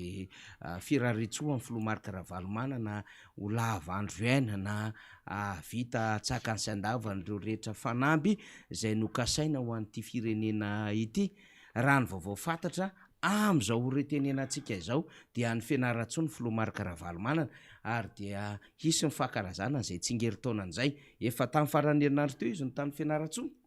nanao ny fankalazana faharoapolo taona atokotiko Madagasikara fa le fankalazana ny tsingeritaona nahaterahan'ny filoha marikaravalmanana de safidiny manoka ny fianaratsoa de fa vory lanina tena feny hipoka ny toerana mbola miandry any namana anjava moa zany tsika andefa ny vaovao any toerana rehefa azo ny sary fa mbola any injava sy ny ekipa andraso teneko injava andefa n'izay sary zay maikamaika mba ho azontsika raha ohatra ka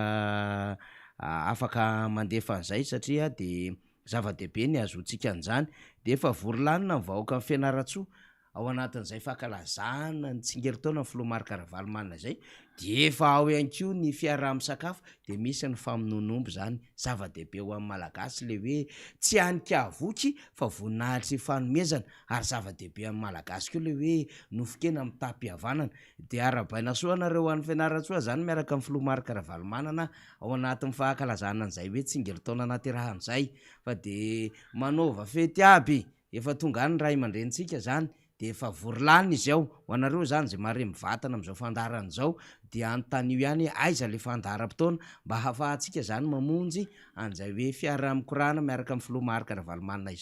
zay aby ny tarina fa de efa eto akaiky eto ny député Géry Randrimolaina zany fa raso hiverina eto tanàna am'izay député Géry miarahaba aloha député Géry ya miarahaba anao namana faniny de miarahaba ihany koa ny teknisianina ambadimbadika rehetrarehetra ao zay mikarakara izao fandarana mivantana izao ny miara-manonja eto amin'ny MPS Madagasikara ary eto koa de maneho zay atao hoe fiarabahana ny vahoaka malagasy rehetra na ny any ampitan-dranomasina any ny eto Madagasikara rehetra ny any faritra rehetrarehetra ihany ao ihany koa ny eto amin'ny distrika Navakadrano zay tena hoe endreketany tena miarabantsika rehetrarehetra amin'ny eto Avakadrano ary eto dia mamelana ihany koa anao namana faniry satria indray aman-drenitsika iny tokoa de mankalaza izay tsingeritaona an'izay androany ary zay de nosafidiny manokana mihitsy ho ataony any fianaratsoa no safidiny manokana ary ny fampiresahana taminazy mihitsy moa zany zay hoe any izy ny anao an'izay de tena hifety izy ihany ary indrindraindrindra hiaraka aminareo avao amin'ny faritany fianaratsoa de marina le lazainy namana faniry teo hoe songajiana manokana mihitsy ny faritany fianaratsoa ho ankalazany an'izay tsingeritaona naterahan'ny président marikaravalmanana zay dia miarahaba manokana anao président ny tena koa sy ny ekipa rehetra dia mirary soanao ho tain'Andriamanitra foana avita be eto amin'ity firenena ity na de efa betsaka raha zavatra vitanao mbola be dehibe koa nikasainao atao satria efa niteneninao zay président hoe ny andro sisa iainanao izy ianao de entinao anompona amin'ny Madagasikara de mirary soanao zay ary miandry anao vahoaka malagasy am'izay fotoana am'izay afatra nampitainao zay zay tena hoe fanetretena be manoloana ny vady aman-janaka satria tena ho an'ny firenena zany no anomananao ny andro iainanao rehetrarehetra ka de mirary soanao ho tain'Andriamanitra ho lava velona ihany koa dia zay no atao hoe firaritso-kely omentsika ny président marikaravalmanana atsika aby zay député Géry fa miandry moa zany tsika ny sary alefa njava satria njava Andrema efa sy Matteo Princine mpanogazety any toerana de miandry ny fahazoantsika ny sary rehefa azo ny sary mazava ho azy de afaka alefatsika ny amin'ny hoe tantaky ny ahoana ny ambiansa ny fianarany zany fa de zava-dehibe tokoa zay ny fahafahany filomarikaravalomana zany tsy nitazomy tetỳ amin'ny foibe na teny antokantrano teny faravohatra le fifaliana fa nyzarainy de any fianaratsoa izy am'izao fotoana zao de mahafinaritra zany tamin'ny fianaratsoa tamin'ny faran'herinandro depute Gerena-Andrimolaina sady mangataka sary mandendeha miadana eo ihany tsika mifaly teknisianina ao ambadikao satria de fahombiazana tanteraka ny fankalazana ny faharoapolo taona ny antokotiko Madagasikara natao tamin'ny fianaratsoa de misy fampirantiana antsary de tsika ohatrany mahatsiary depute Jery satria tamin'ny fankalazana n'le faharoapolo taona taorian'le natao teto amin'ny Magrobeoririka de nandenaka any faritany tsy tanteraka ny tany Adeko de le tany mahajanga tsika moa niaraka tany de nisakatsakanana le tany mahajanga tsy navela hiditra indrindrandrindra ianareo solombavam-bahoaka de tsy navela natao koa mifampirantiana tsara nefa ao atokantrano ao anatin'ny tanàna ny filomarikaravalomana rehefa niakatra moa zany zahay de afaka nanokatra tsaran'izay ianareo tany atoerana ity nefa de nalalaka tsara tsisy hoe magazay vaky tsy misy hoe sakoroka teny amin'ny elakelatrano na tarandolona teny amin'ny tanànambony na tanànambany na teny amin'ny faritra rehetrarehetra tany na taiza zany tsisy milama tsara mihitsy le izy ny tiako Madagasikara ny mahay mandamy ary mahay manaja zany lalàna izany ary rehefa miteny izy fa fety angety de fety depute Jery fahombiazana iny aloha sady ho alefa mifaly eo ihany ny sary zany eny efa hitatsika tamin'ny aino amanjery ihany teny vaovao ihany ko zay atao hoe fankalazana amin'ny faharoapolo taona ny atokotiko Madagasikara natao tamin'ny fianaratsoa izy ireo moa de zay fankalazana zay de miainga amina fampirantiana na amina sary zany ary tanteraka soamantsara zay araka lazay namana faniry teo zay indrindra no tiana tsindrina namana faniry satria io zavatra io raha mena malalaka sanatria président Ravalomanana tsy hitarik'olona am'izany hoe fanonganam-panjakana ary izy tsy hanao an'izany satria zavatra efa noteneniny zany hoe zavatra natao tamiko izy tsy hanao an'izany aman'olona mihitsy ny tenako ary zany nefa ndraindray tsy atokisan'ny olona loatra na tsy atokisan'ny mpitandro filaminana ve sa ny mpitondra fanjakana fa nasiana le fanakatsakana sy zavatra ohatran'ireny ary zavatra hita koa manko namana faniry ndraindray rehefa mivoaka président Ravalomanana de tena tangoronan'ny olona mety ho zay koa ngamba mety tsy le vovavon'ny sasany de zay no mahatonga le fanakatsakana tsy heroa fa raha vela malalaka fotsiny mifanehoan-kevitra sy ny atao hoe lalana zay zoran'ny président Ravalomanana satria mahavaolom-pirenena malagasy azy zoany zany ary tokony atao hoe ancien président anazy ihany koa dia zoany ihany koa no vezivezy eto amin'ity firenentsika ity ka tsetsatetsa tsy aritra namana faniry fa raha ny zavatra hita de tena atao hoe nahitana fahombiazana zay hoe fankalazana faharoapolo taona zay ary dia hitantsika teo moa ankilalazaiko teo hoe ny fampirantiana an'ireo sary ary ireo sary io de tena hoe tantara ny Madagasikara ny tena ao anatin'io sary io eo ihany koa ny tantarany atoko zay tena hoe zava-bitan'ny président Ravalomanana teto amin'ity tany sy fireneny ity eo ihany koa zany ny tantarany atoko ny andohan'ny atoko hatramin'ny zavatra iainana hatramin'izao fotoana zao dia tsara zany zavatra no fantatry ny vahoaka malagasy satria zavatra misy teto amin'ity fireneny ity ny matetika zavatra ratsy foana no fantatry ny taranaka teoriany satria raha ny zavatra iainantsika amin'izao de zavatra ratsy ny zavatra tena iainana amin'izao firenentsika zao na ataoko hoe faman'olona tseroa tsy fandripalemana ery tsy fanananasy ery ny fahantrany ery setrarehetra zany rehetrarehetra zany ezahana ho dépasena fa le zavatra tsara nisy taloha kosa ny tokony hampahafantarana ny ankizy am'izao fotoana zao mba hahafahantsika mitaiza ireny ankizy ireny hahafahantsika manitsy an'izy ireny hoe ay ve ny zavatra taloha mba nisy zavatra mahafinaritra ihany ay ve ny zavatra taloha mba niasa tsara ihany ny aina tsara ihany ny vahoaka malagasy ary tsetsatetsa tsaritra ihany koa mbola tenenako an'ity hoe tamin'izany hoe fitondran'ny président Ravalomanana zany namana faniry na ianao na tsapa fa na épicerie kely eny ambanivohitra de misy mivarotra dobera misy mivarotra yaourt misy mivarotra zay ilain'ny vahoaka rehetrarehetra de nisy daholo zany zavatra rehetrarehetra zany de zany rehetrarehetra zany am'izao fotoana zao mampalahelo satria am'izao fotoana zao tena hoe miaina ao anatin'ny tena tsy fisina ny vahoaka malagasy ary zany le teneniko anao teo hoe tokony zavatra tsara am'izay mba hititsika hitaizana an'ireto taranaka faramandimy reto zay zany no tokony hojeren'ny mpitondra ihany koa mba hahafahantsika miroso any am'izany taona hoe tena fialan'ny Madagasikara amin'ny fanitrana zay tena hoe mangitsikitsiko amin'izao fotoana zao. De ao amin'ny espace royal zany no hanaovana an'izay fety be any Fianaratsoa zay de miandry ny sary arotsakin-javontsika de alefantsika zany hoe eny an-dalana satria zay tenako tsy député Jerry moa zany hatramin'ny 12 latsaka eo miaraka amintsika zany satria maromaro ny zavatra horesana fa mialohan'izay aloha zany efa novonon'ny faly eo le 20 taona ny Antokotiky Madagasikara tany Fianaratsoa sy ny afatra lehibe ny eto Filomarka Ravalomanana ny fampiratinan-tsary de aleo aloha averytsika anao fitanantsary vetivetikytsika ao anatin'ity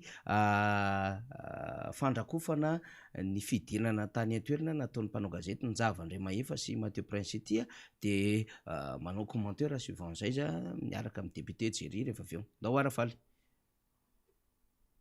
Toy izao hitantsika amin'ny sary izao ny fandraisan'ny vahoaka ny Fianaratsoa sy ireo mpikatroka tima eto an-toerana ny filoha teo aloha Marc Ravalomanana tamin'ity androany ity. Nafana ny fandraisana ary naoraka ny teny Analambe raha vao nahita ity filoha na vita be teto amin'ny firenena ity. Tao ireo tsy nanaiky raha tsy nifampiresaka taminy. Tao ihany koa ireo niaranaka sary sy niara-bazy tamin'ny kafaliana tanteraka.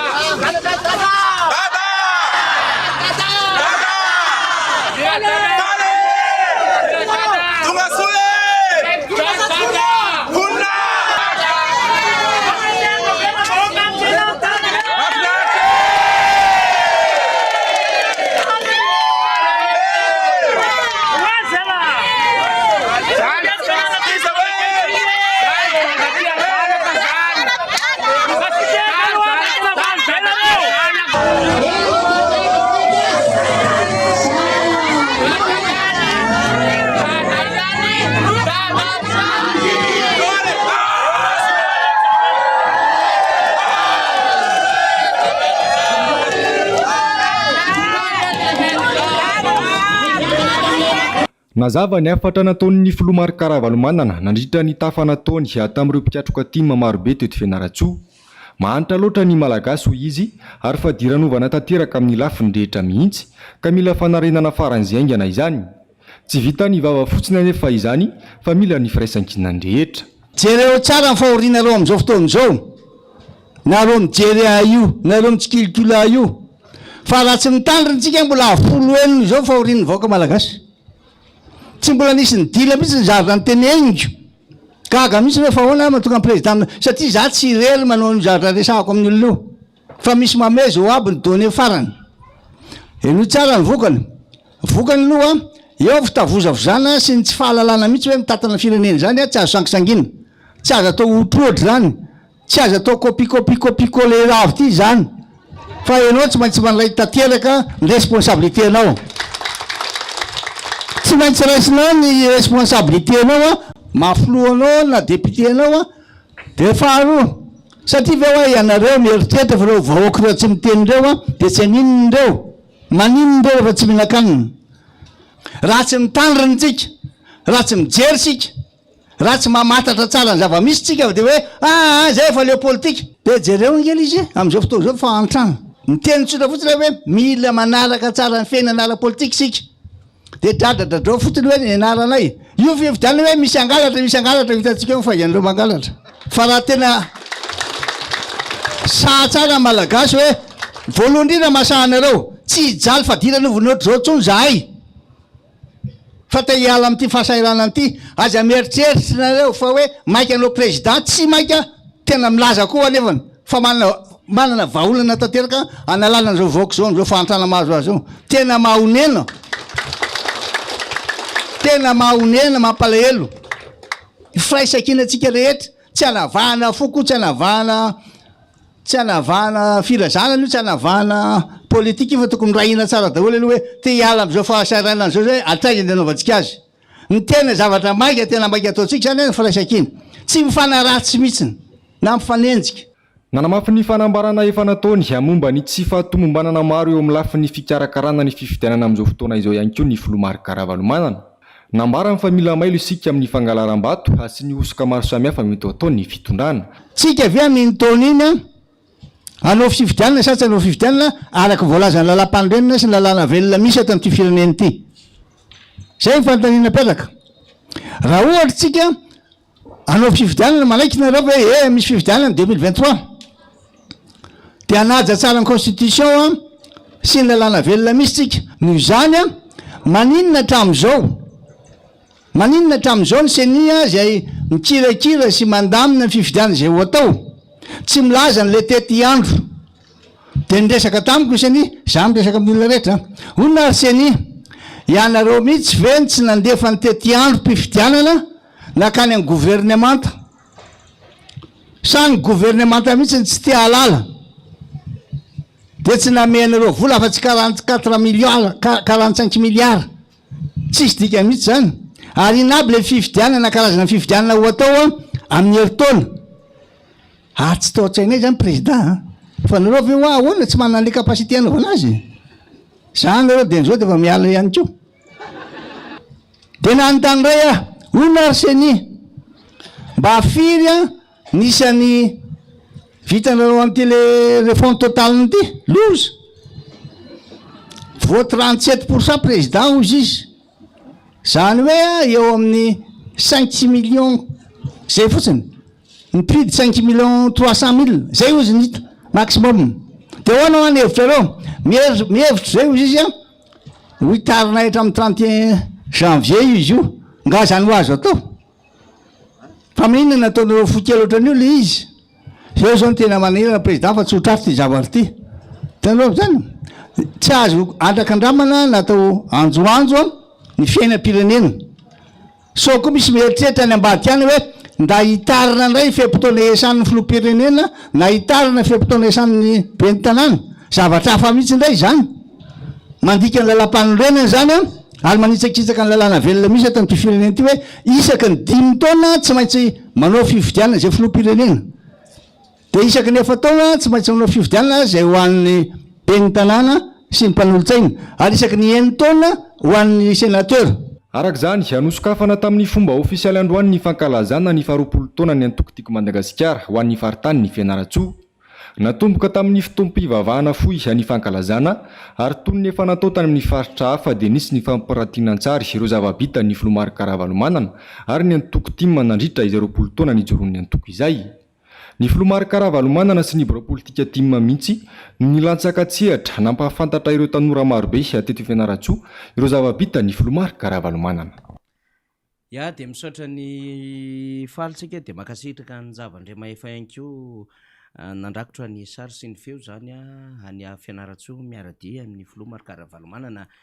Ny afatra ninontsika teo tena mafonja be mihitsy. Voalohany aloha napetraka ny filomarika Karavalomanana dia hoe mba tsy handairana zany leo politika zany fa tena misy lanjany lehibe ny fahafantarana zava-misy eto amin'ny firenena. Ary raha ohatra tsika ka tsy mandray andraikitra dia mbola ahantra ary miapotika noho izao Madagasikara ny filomarika Karavalomanana. Dikan'izany dia mila vahoaka mila mandray andraikitra. Faharoa dia nanome vaovao maro pototra sy ny tsara ho fantatry ny vahoaka ny amin'ny fikirakirana ny fifidianana eto amin'ny firenena filomarika Karavalomanana, ny amin'ny fomba fiasany eo anivon'ny senia ka nilazainy ny amin'ny hoe tsy ampy ny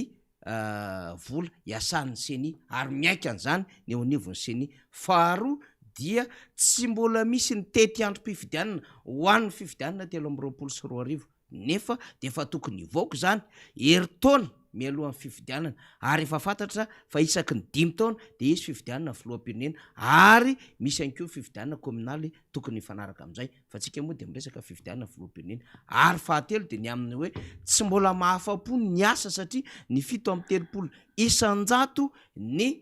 vahoaka malagasy no mbola tratra ao anatin'izay fanisana mpifidy zany. Zany hoe mbola 5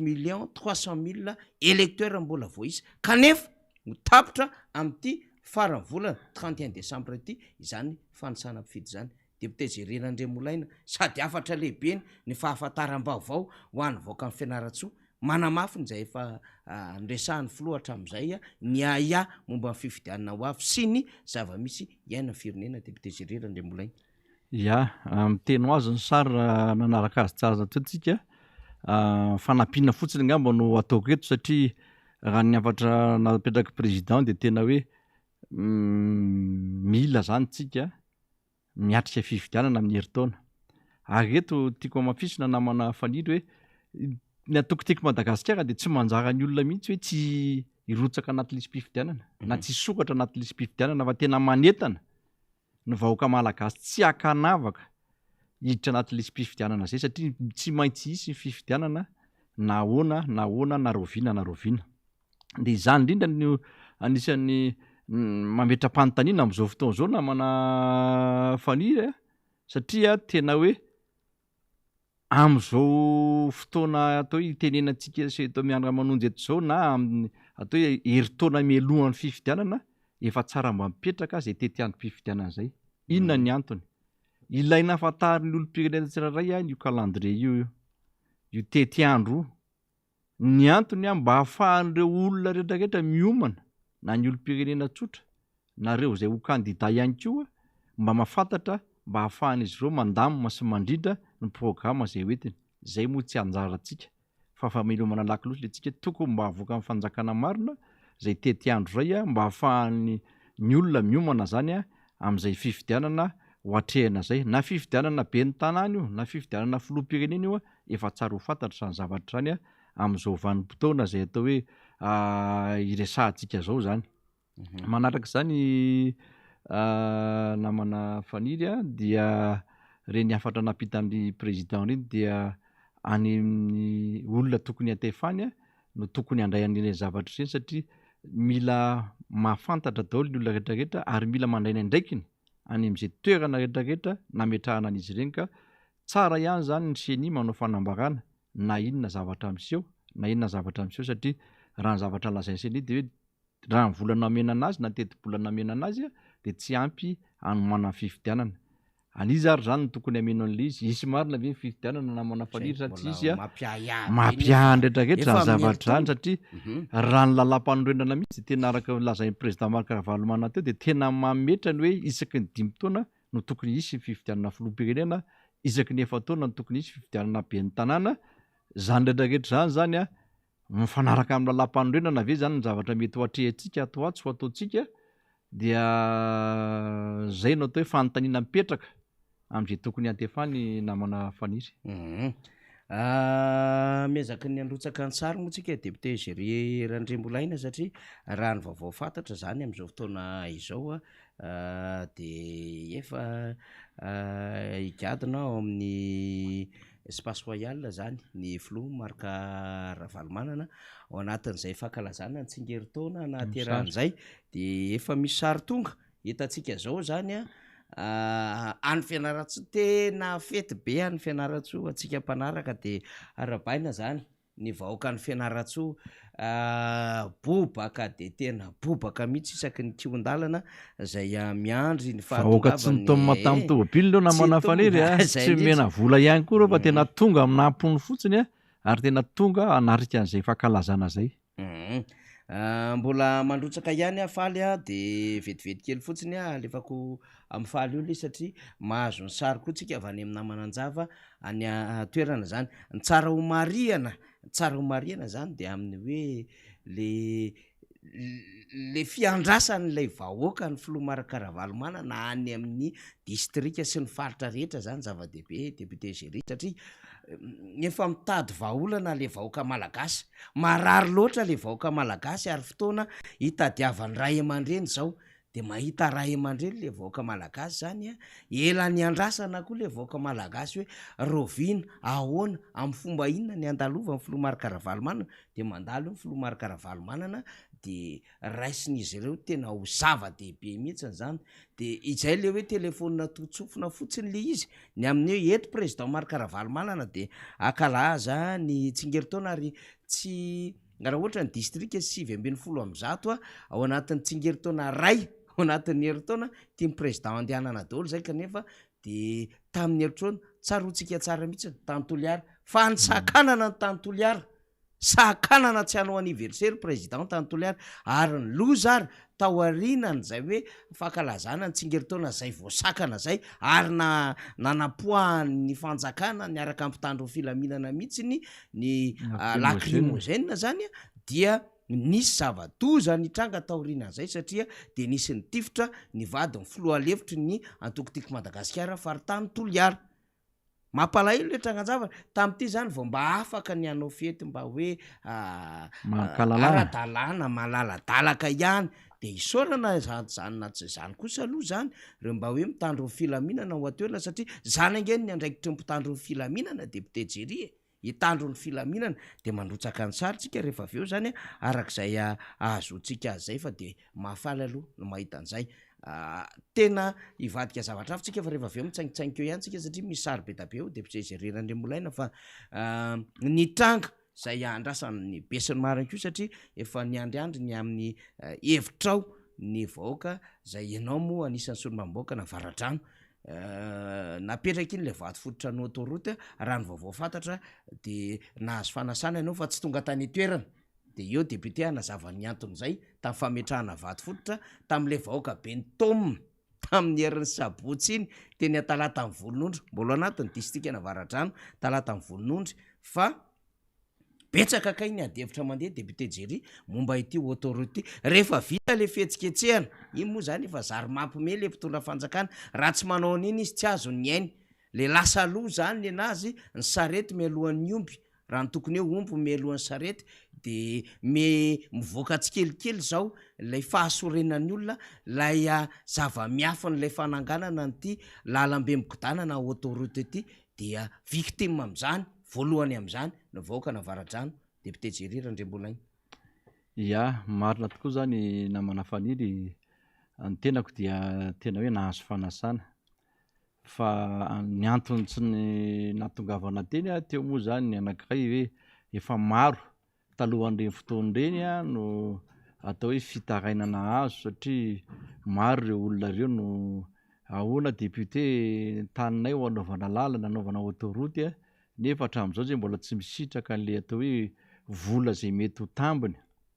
na mety ho takalo n'le tany zay an'ireo olona ireo de efa nahazo fanikanana be dia be ny tenako ary zay anisan'ny tsy natongavako teny amin'io fanasana io satria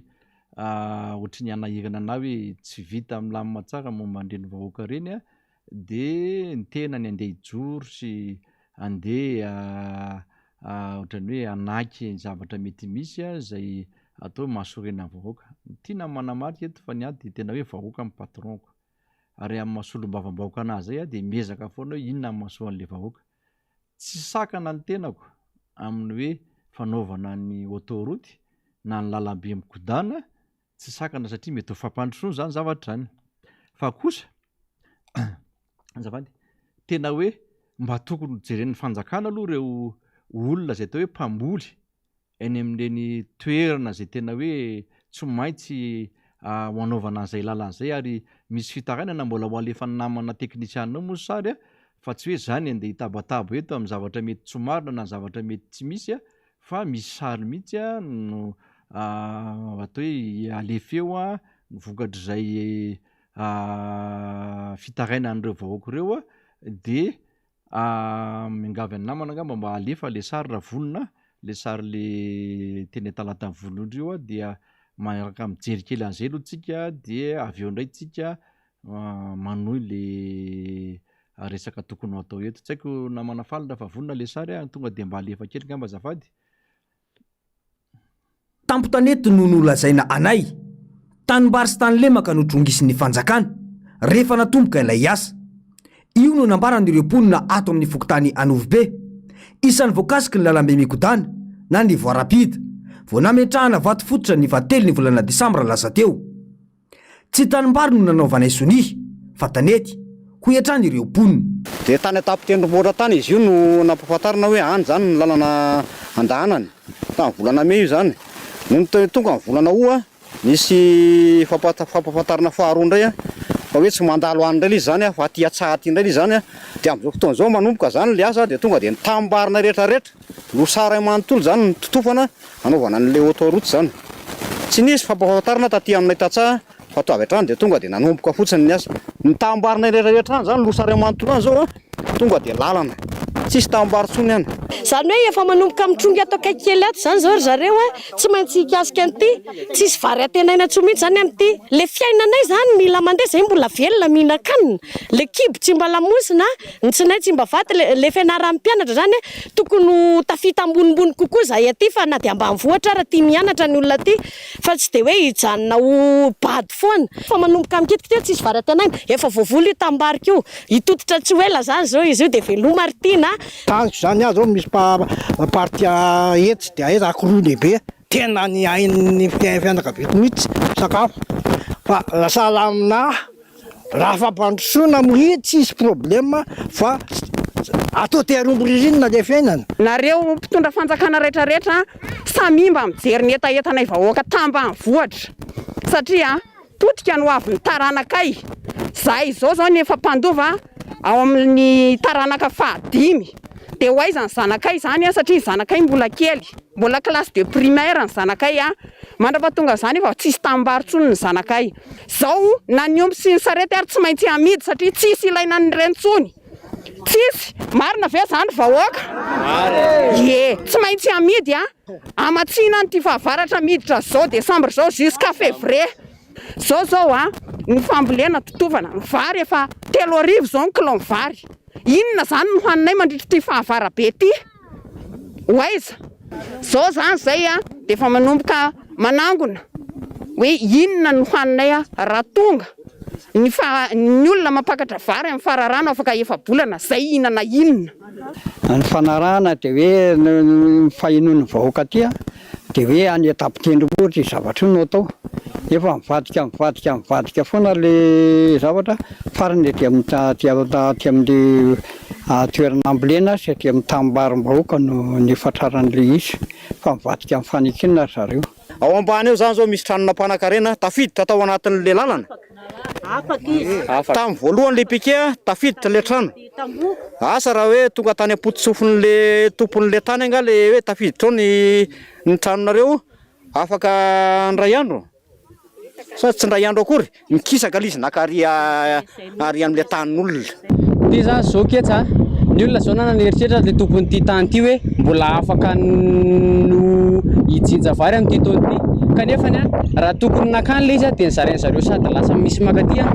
zany hoe tototra zany zao ty tambary ty ary tsisy zavatra azo atao amin'ity tsony fa tonga de voyo ketsy io tototra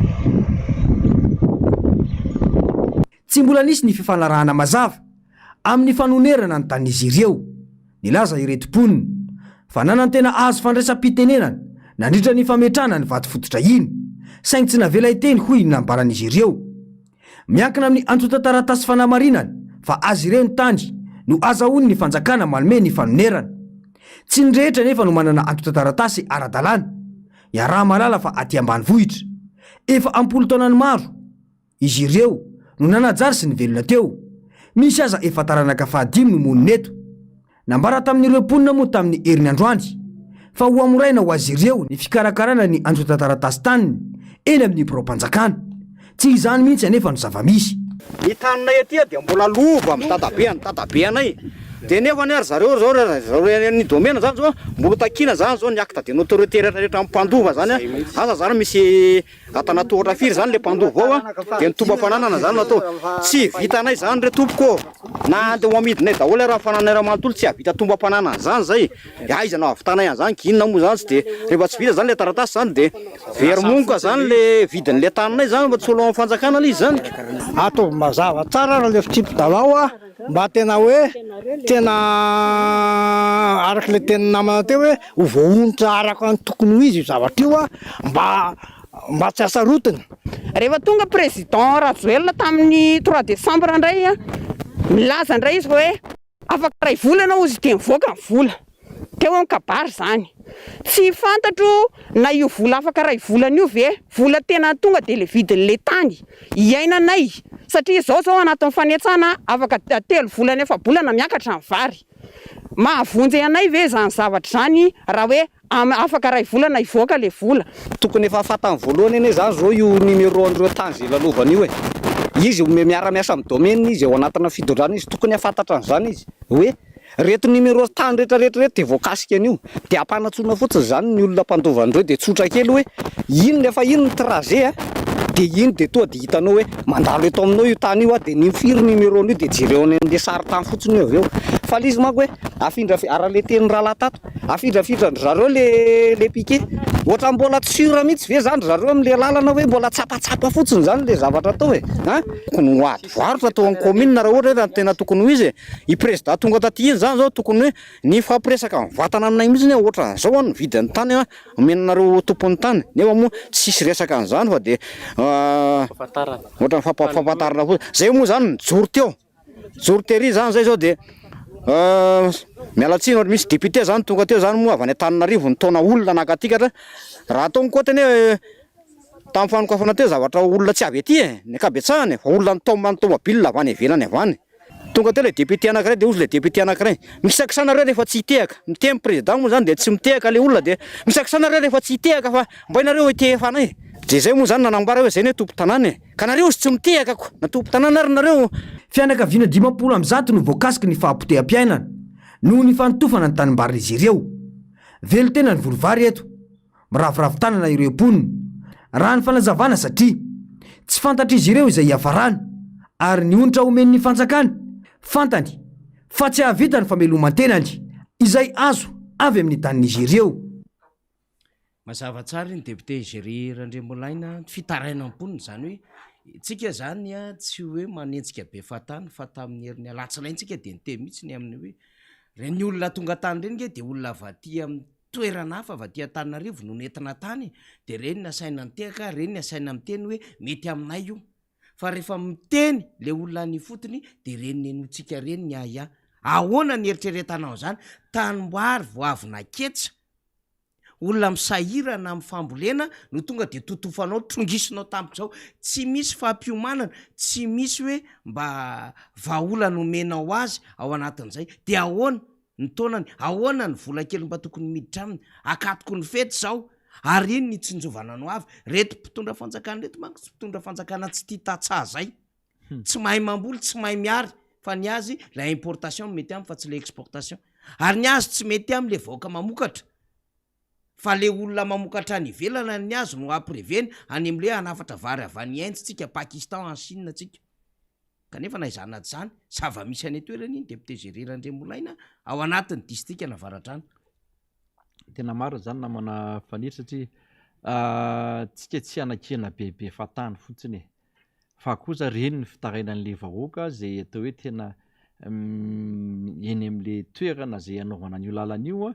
de ny angatahan'ireo olona reo mba hoe fifampiresahany ary nangataka ary izy toera tokony filoham-pirenena tonga teto izy ny teny taminy hoe alainay ny taninareo vodina le tany zao mety ho tetibidin'le tany zay ny andrasan'le vahoaka iny moa misy procédure iny mety tsy afaka nanao zay filoham-pirenena fa kosa tokony mba nisy commission efa namory an'ireo vahoaka reo na manafaniry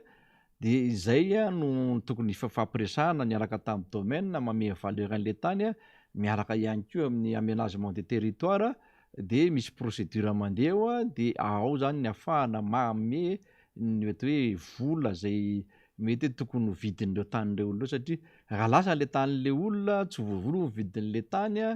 de hitombo indray zany ny fahantrany eto akily lazainao teo namana fanitry hoe mpitondra am'izao fotoana zao tsy de mijery loatra nyreny tontolo ambanivohitra reny de tsy haiko hoe manahoana zany ny fandraisana andraikitry ny fanjakana manoloana zao atao hoe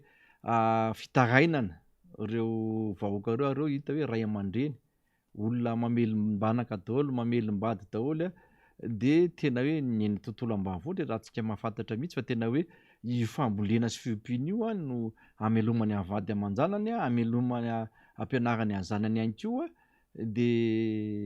zay le teneniko teo raha tsy voavonjy ny fanjakana inga na ny fandaminana n'izany zavatra rehetrarehetra zany de hitombo indray zany ny atao hoe isan'ireo olona sahirana eto Madagasikara na manahafany izy tia mazava tsara ny feon'ny député Géry teo zany fa fantatsika ihany koa ny feon'ny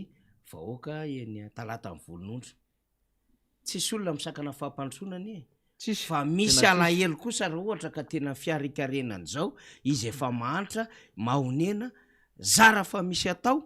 io ary ny aina mamboly sy miopy de potehanao tsotro zao de le fanjakana deputé Gérirandrembola ohatra ny fanjakana mitraketraka tsy mahay miaina zany tokony mba nakalesina tety ambotry manjaka lasa nakeny tsy mabe omby efa natosiko ny olona tsy faly ny olona de io ndray mbola miazakazaka ery talata ny volondro ary surtsika efa tsy ho talata ny volondro rery zay indrindra namana fanitry satria Ambomanga Rova koa zao ahitana fitarenana be dia be ary rehefa nanantona dao len'olon'iny de zao zay zaho tsy tompon'andraikitra fa raisiko le atao hoe fitarenanareo hoentiko eto amin'ny miara-manondy eto satria zay ny ahafahako maneho le fitarenan'le vahoaka ihany koa miaraka amin'ny sary efa hitantsika teo de anjara ny fitondram-panjakana sy ireo tompon'andraikitra ny vatana ny tokony mba miantso an'ireo olon'ireo malaky mifampiraraha amin'ireo olon'ireo amin'izay zavatra tokony atao amin'izy ireo satria de tena hoe ho simba ny volony ho lasa ny anaovana lalana ny taniny inona zany ny atao hoe fiarikina indray ho ataon'ireo olon'ireo eo ihany koa amin'ny partena ny Jorobe igny koa fa misy miantsoantso ihany koa namana faniry zay mihitsy vaovao de tsara angamba ny fanjakana mandray ny andraikiny alohan'ny anombohana an'io lalana io fa aleo mba tsy hanaonao foana reo olona tena tsisy manakana fampandrosoana ary tsisy hosakana na ny tenako zao re faly raha visy autoroute maro tamatavy Tananarivo satria tena hoe mamany olana rehetrarehetra kanefa tsy le hoe anaovana zavatra eto nefa monona ny fiarin'ny olona ihany koa etsy amin'ny ankilany de tsisy mihitsy zany zay maromaritra iraisana raha zay zavatra miseho fa na zany autoroute na vahoaka fa za tena mombokevitra amin'le ray aman-dreniny teny teo mba ataovy terombo ririnina le izy mba voajery le vahoaka de voajery ihany koa ny fanjakana zay ngamba ny tokony hojerevana an'le izy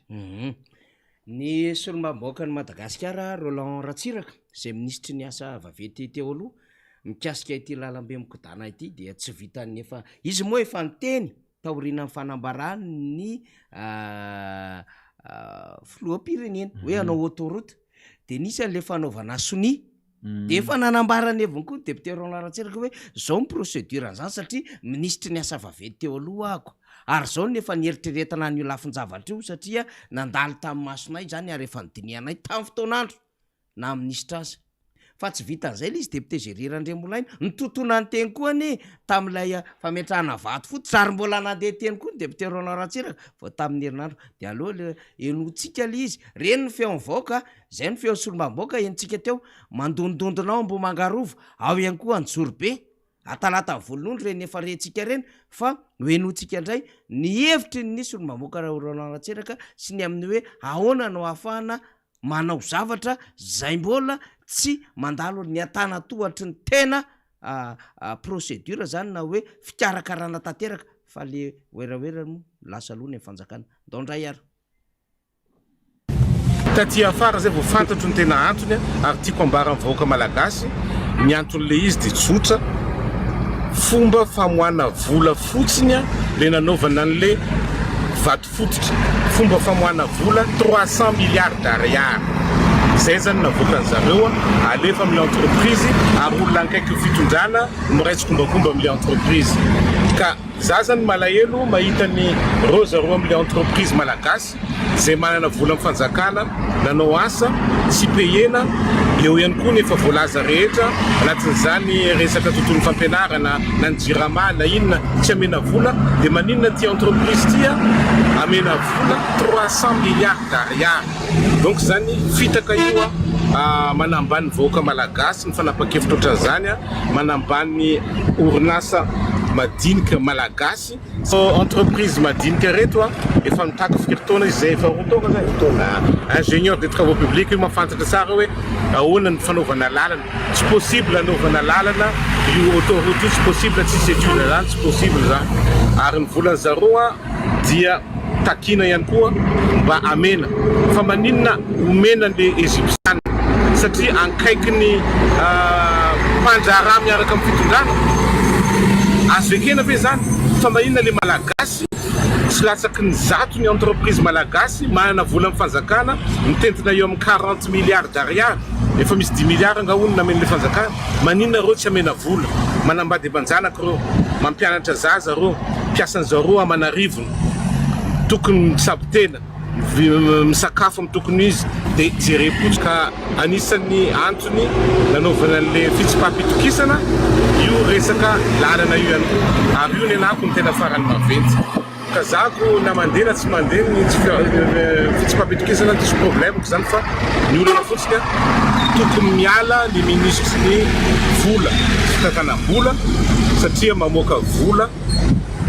tsy misy dossier ary tsy ara-dalàna tokony miala ihany koa ministre ny asa vaventy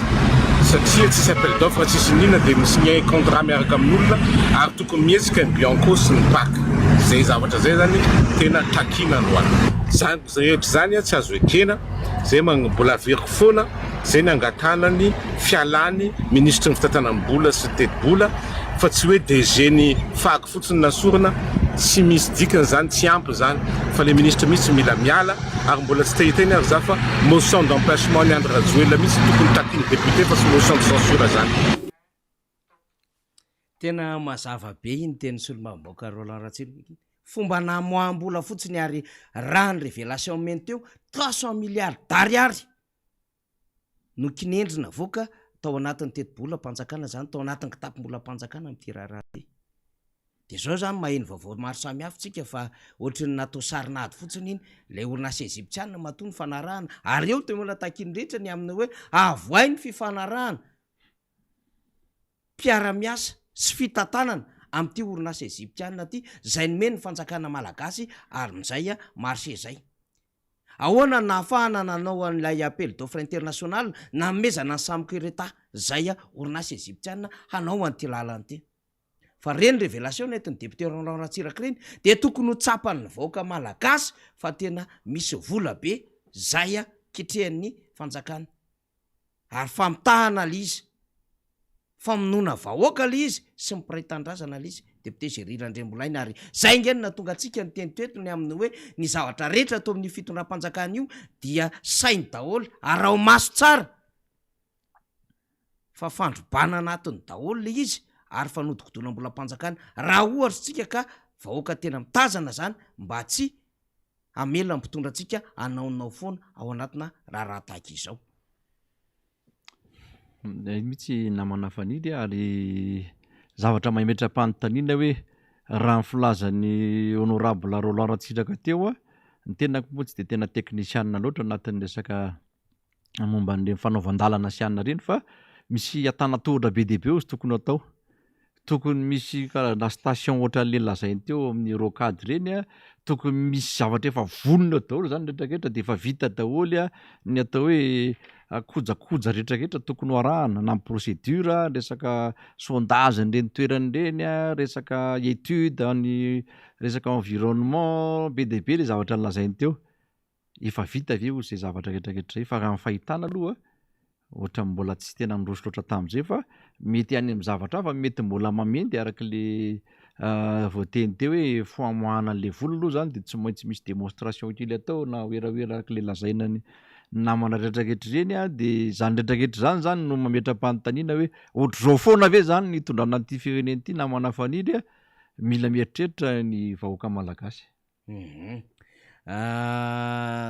Mazava tsara zay teny ny député Géry zay tena mila mieritreritra ny vahoaka malagasy satria zavatra mbola tsy vonona kay no ny oeraoerana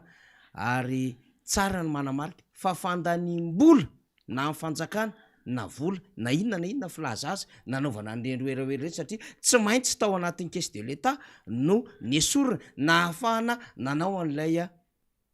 pozina pierre première pierre teny varadrano talata ny volon'ondry ny etsona ny reto karazan'olona reto na ny sono nanovana installation rehetrarehetra teny ny décoration rehetra teny ny fandaniana miopapana teny ny am'izay mety ho inona moa zany fampirevena nandritran'izay fotoana izay de very amin'ny tsisy dikany gaspiena amin'ny tsisy dikany le volam-panjakana kanefa kay mbola tsy zavatra mandeha amin'izay loana zavatra farany kinendry ao ambadika zany rehetrarehetra izany vola tompon'le tompo tany ary mbola tsy voalona manafaniry dia zay ny hoe aiza marina ny tena fandeha ity zavatra ity satria tena alohan'ny raha tena fahalalako azy hoe alohan'ny anombohan'ny asa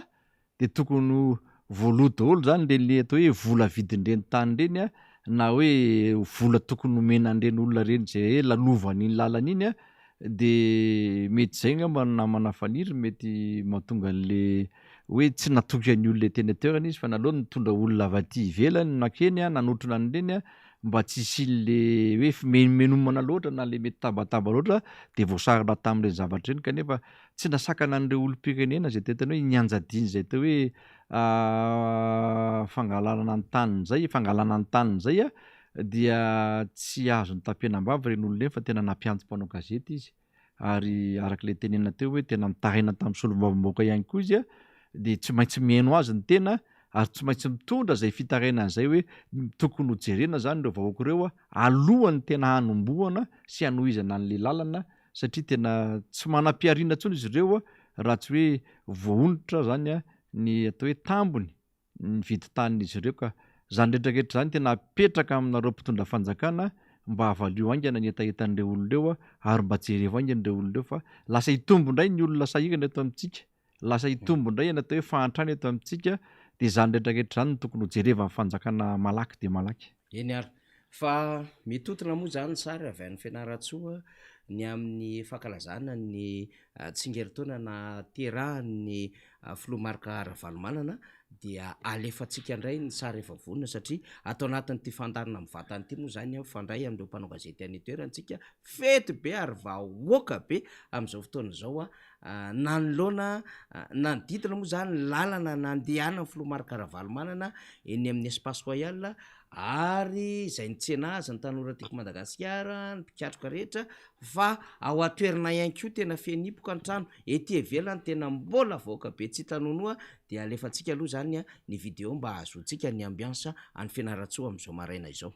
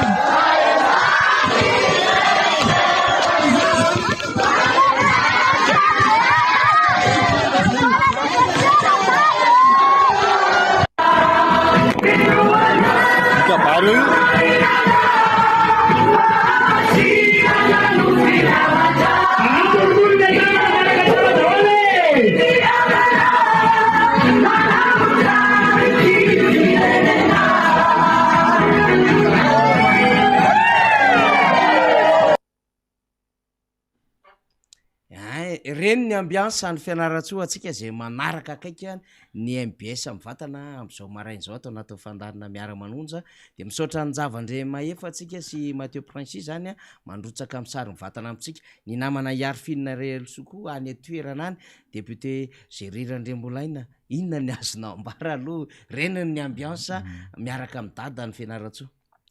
hitatsika amin'ireny ary zavatra reny tsy hoe nisy fanomanana be ary tsy misy fitaomana olona araka le lazaina teo ary tiako mariana eto fa tena hoe andro alatsinainy andro fiasana ary fianaram-pianatra no nentina nankalazaina an'ireny fety anniversaire ny président io zany ireny sary zany de manaporofo hoe tena mbola ilain'ny olona iny rangahy iny ary tena mbola mamy olona satria fantatry ny olona ny sono entiny teto amin'ny tany sy ny firenena zao sary zao zany de ahitantsika hoe tena miandry an'ny président Ravalomanana ny vahoaka malagasy zany raha ohatra zao ny vahoaka atao hoe ao Fianaratsoa miaraka amin'ny président akalaza an'io anniversaire an'io ka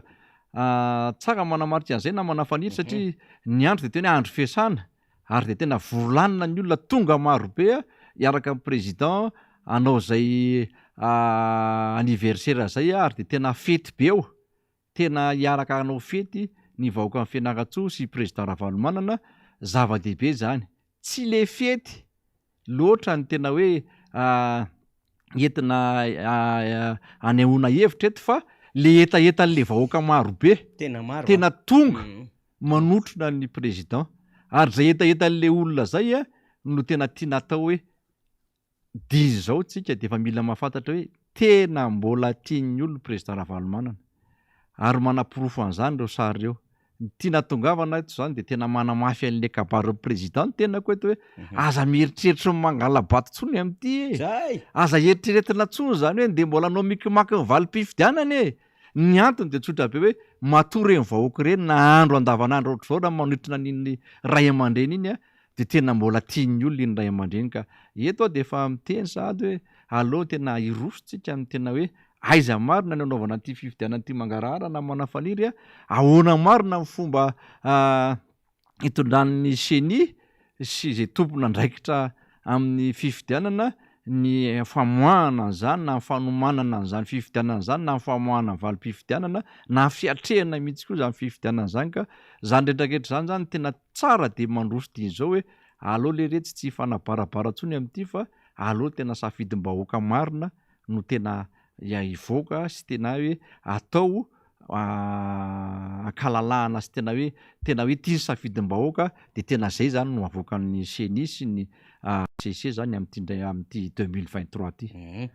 Ny vaovao voaraintsika moa zany de hoe efa manomboka ho amin'ny efitrano de misy ny fitaovam-pivavahana nanomboana azy tena fianipoka ny efitrano de efa any amin'ny namana faly andray ny sary zany a natotony anjavandre mahefa ao zany rehefa vita téléchargement miaraka amin'ny mbola le izy ao amin'ny division de alefatsika maraparanana izy rehefa aveo de pitejerirandre molaina fa tena mino isika zany fa io anie volamena latsaka ambovika io hoe tsy azonareo atao inininy zany fitiavan'ny vahoaka ny filomarika Ravalomanana zany ary tsy ho voakosika zany tiany olona naturel zany ary maika ny adalany le mpitondra fanjakana tsy mahavita ininina tsy nahatanteraka amin'ny fanambiny mampahantra vahoaka mamotika firenena mamoaka tsokosokony arena mandroba fahefana manola lalalana de atserovany olona hoe allo ihany dada miverina fa ay ty ho rainy manonja ny arakaraky ny petrahany retolo reto vao maika mahapotika firenena de reny zany ny entina ilazana de pitejerirandre molaina fa maharay afatra ny voaka malagasy ny aminy hoe allo iverina amin'ny tompony lakile maka zany faniro satria tena arak'le nambarantsika te hoe raha ny etaeta amin'ny vahoaka sy le afatra tiany vahoaka pitaina de tena hoe tena maneho zay zavatra zany hoe tena hoe mbola mangetaeta n'iny filomarika Ravalomanana iny ny vahoaka malagasy ary tena be de be ny atao hoe olona efa tena hoe niala taminy fa am'izao fotoana zao tena miverina daholo satria tena matsapa sy mahita fa tena diso lalana ity fitondram-panjakana ity tena lalata diso ary za tena teneniko aminao namana fanitry fa tena raha tena hoe tany fampandrofona marina ne zao fitondram-panjakana zao na hoe ny fitondrana am'izao fotoana zao tena nandeha tany amin'ny tena fampandrofona tena izy tany amin'ny tena hoe filan'ny vahoaka mba nentina andany lalana atao amin'ny anteny meram-pirenena tena satria fa masoan'ny vahoaka le izy mamety nanohana ny fitondrana io tena satria masoan'ny vahoaka malagasy sy firenena le izy fa ho anahy manokana zany raha hoe tena hoe diso lalana kosa tsy d'accord amin'izany tenako ary tiako manamarika tsy maintsy mamelona lakilosy ny tena hoe tena tsy mety ny zavatra ohatran'izao tsy mety ny zavatra ohatran'izao fa ity zany tsy tena hoe nentsika eto amin'ny miaramonina mieritreritra ny olona fa tena hoe fahakalahana olona hoe tena tsy tiako rakotina tsy tiako tsy izay le izy fa rehefa hoe tsy mety kosa le zavatra atao de tena tokony ho tenena hoe tsy mety ty fa mba hitsio mba jerefo ty fa mba tsy mety mba tokony tsy atao ty zavatra ty fa mety mamodozy zany rehetrarehetra zany tsy maintsy ho resahantsika eto amin'ity fandarana ity namana fanitra satria araka le teneniko teo hoe raha amin'ny anteny meram-pirenena eny fandraisam-pitenena na 3 minitra 10 minitra raha betsaka nefa andraraha-pirenena tsy vita an'izay ary ty moa zany de efa tsy raikitra tsony ny fionana amin'ny gouvernement raha ny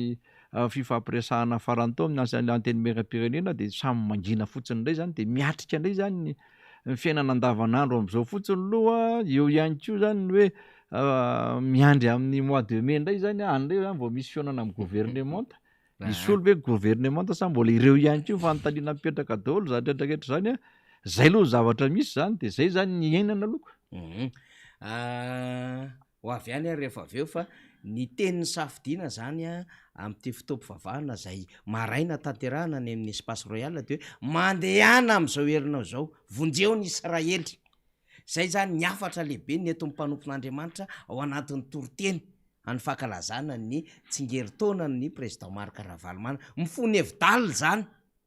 ary manamarina sy manamarika ny teny filoha Marc Ravalomanana ny andro kely sisa iainako de etiko hanomponina nyity fireneny ity mba hiadana sy ofinaritra i Madagasikara. Zava-dehibe zany député Jerry de mbola irotsaka eo misy fa alefantsika rehefa efa ndresaka ny teny meram-pirenena ianao ny zava-misy zany de hoe tamy zoma teo na de tokony tamy lakamisy zoma ary fa tsy tafavoaka moa zany mbola tsy hoe tsy tafavoaka tanteraka fa mbola naraka vaovao tsika ny am'le motion de censure zany fitsipaham-pitokisana mbola petsaka ny zavatra azo eritreretina mikasika ny zavatra iny fa lay hoe irrecevable lay antota taratasy zay sisa mifika farana nataony io ny sary efa rotsaky faly ny sary zany any Fianaratsoa de hitantsika am'izao hoe tsy ombony ato anaty efitrano ny any ivelany député Jerry de tena mbola tsy tanono mihitsiny ny efa miazakazaka raha mifantatra zany araky ny message voaraiko ato hoe misy mbola miazakazaka ivelany mamonjy an'le toerana ary mitanjotra maro be de tena félicitation aloha Fianaratsoa sy ny team mifolo vahoaka amin'ny Fianaratsoa ary mba hanahasorena azy keo le hoe zay ny tsy mampandrosanareo zay zao betsaka koa iny le fanambaliny nataon'le vahoaka Fianaratsoa ary tsy vitan'izay fa nampanantenaina zavatra tena tsy mandeha am'zeloniny de hitantsika le izy hoe mahita ray aman-dreny izy hiatsapazana am'izao fotoana zao fa verenako le adevitra teo lay hoe irrecevable le dossier zay sisa mifika farany de le resaka sonina atao prétexte ahatonga le tsy voaray lay fitsipaham-pitokisana fa ho hitantsika io any fivoaran'izay fa ny solo-mahamboaka aloha zany de nanenjana tatiny tsy andrainy gouvernemanta ao anatin'le fasafasa tokony tamin'ny herinandro de tokony ahembotra amin'ny herinandro ity le izy fa finalement zany ny any olena misy le izy nanofoanana de indraindray miditra tsy lerandray ny anteny merandoolona député Jerry Randremolaina de asa inona mahatonga an'reto olo reto institution ny anteny merandoolona de le filohan'ny anteny merandoolona zay efa sahirana koa na ny toerana ipetrahany eo satria ny information mandeha nge de hoe mety esorona am'izany toerany zany izy ny amin'ny hoe raha ohatra ka ho candidat filoham-pirenena mametra-pialana filohan'ny anteny merandoolona mandray ny toerana mety malemilemy tsy ho zakany zany fahefany zany de misy miketriketrika any ambadika any izy ary rehefa mitsingilahira le anteny merandoolona problemako misy olona mamely tontondro masom-bahoaka le loolona ary misy efa hevitra hafa ndray nitranga talohan'izay na be resaka misy mpikambana ao anatin'ny anteny merandoolona ohatran'izany de miditra tsy lery asan'le solom-bavam-bahoaka ndray nidiran'le institution chambre haute nefa chambre basse manao ny atao ny ara-dalàna ao anatin'ilay constitution de miteny aoka zay fanakorotana ohatray fa reto ve androm-panjakana normal anteny merandoolona normal ve reto olo reto hoe alefantsika kely aloha izy député Jerry de miverintsika rehefa aveo ohatrany zany kay ny fomba fanaovana politika eny izy menakavy ihany no mifandramatra eo misy député timany atsika nanosiny député Jerry Randremolaina fa gaga sy talanjontsika izy ty zany tsy vita ny bras de fer ny assemblée nationale sy ny gouvernement na ny primature fa miditra koa le anteny merandoolona efa crise institutionnelle ty zava-misy ty sombony kely fotsiny faliny alefantsika am'le fanambarany ny Sénat de miverina indray zay député Jerry Randremolaina fanambarana manoloana ny toedrarara politika misy eto amin'ny firenena am'izao fotoana zao izahay l'olona Madagasikara dia miantso ny rehetra mba hametraka ny tombontsom-pirenena ambony zavatra rehetra fitoniana sy filaminana no tadiavin'ny vahoaka malagasy ka tsy ekena ny filalaovana ny fiainam-pirenena noho ny tombontsoa manokana efa nahazo fitokisan'ny mpiara-mombonantoka na hito atoerana na anivelany ny fitondram-panjakana ka samy tokony aneo ny fitiavan-tanindrazana anampy ny filoham-pirenena amin'ny asa fampandrosoana tanterahiny ny loholon'i Madagasikara dia mitsipaka maron-drano ny fanakorontanana ny firenena ary miantso ny vahoaka malagasy iray inatrany amin'ny asa fampandrosoana ary makahery sy miompotanteraka amin'ny filohan'ny repoblika Andry Rajoelina amin'ny asa fampandrosoana azo tsapahitanana zay ataony masina ny tanindrazana. Ninitsika nalefa misy le fanambarany reto ateny merandolo 12 menadano nyjoro teo de hoe aoka ny tombontsoa ambon'ny firenena ny banjinina efa nahazo mifakatoavany sehatra iraisam-pirenena ary mitsipaka amin'ny fanakorontanana de gaga mpanao lalàny reo olona amiteny reo de mahafantatra ve izy andraikitra zay raisiny zany solombavam-baoaka zany mahafantatra very zareo hoe aizo amin'ny constitution no hijorono ny solombavam-baoaka zay mpikambana anivon'ny anteny meram-pirenena ka zosy fahafahan'izy ireo manao motion de censure na vote de confiance zay tsisy filazana mihitsy hoe fanakorontanany zany ary de hoe tombotsoa ambony firenena araka ny nambaran'izy ireo de hoe nisy ange le motif mazava tsara mihitsiny napetraka ny solombavam-baoaka zay nosoniavin'izy ireo anisany nanosiny izany député Géry Randriamolainy hoe ireto ny tsy fahombiazany ilay fitondram-panjakana amin'ny alalan'ny gouvernement tsy fandriam-pahalemana toekarena sosialy fitantanana orinasa resaka foto-drafitrasa tsy mandeha am'zelonina resaka fanitsahan-dalàna sisisa de mba tsapan'reto olona 12 reto ve zany mba tsapan'reto olo Madagasikara zay ampitenenina ve zany de ifandona indray amin'ny anteny meram-pirenena ny anteny merandolona zay ma tsy mahay tsy mahay politika an'reto olo reto zay ma hoe novice azy amateur inona ny diran'ny anteny merandolona tsy ampy fotsiny nga raha mijoro ny fanambarana zay ataon'ny avy any Toliary tsy ampy anga ny fanambarana zay nataon'ny filoha lefitry ny anteny meram-pirenena Van de Gaulle tsy ampy anga ny mety ho fanambarana samihafa ataon'ireo solombavam-baoaka zay manohana ny fitondrana mitsipaka an'le izy fa tsy maintsy miteny le institution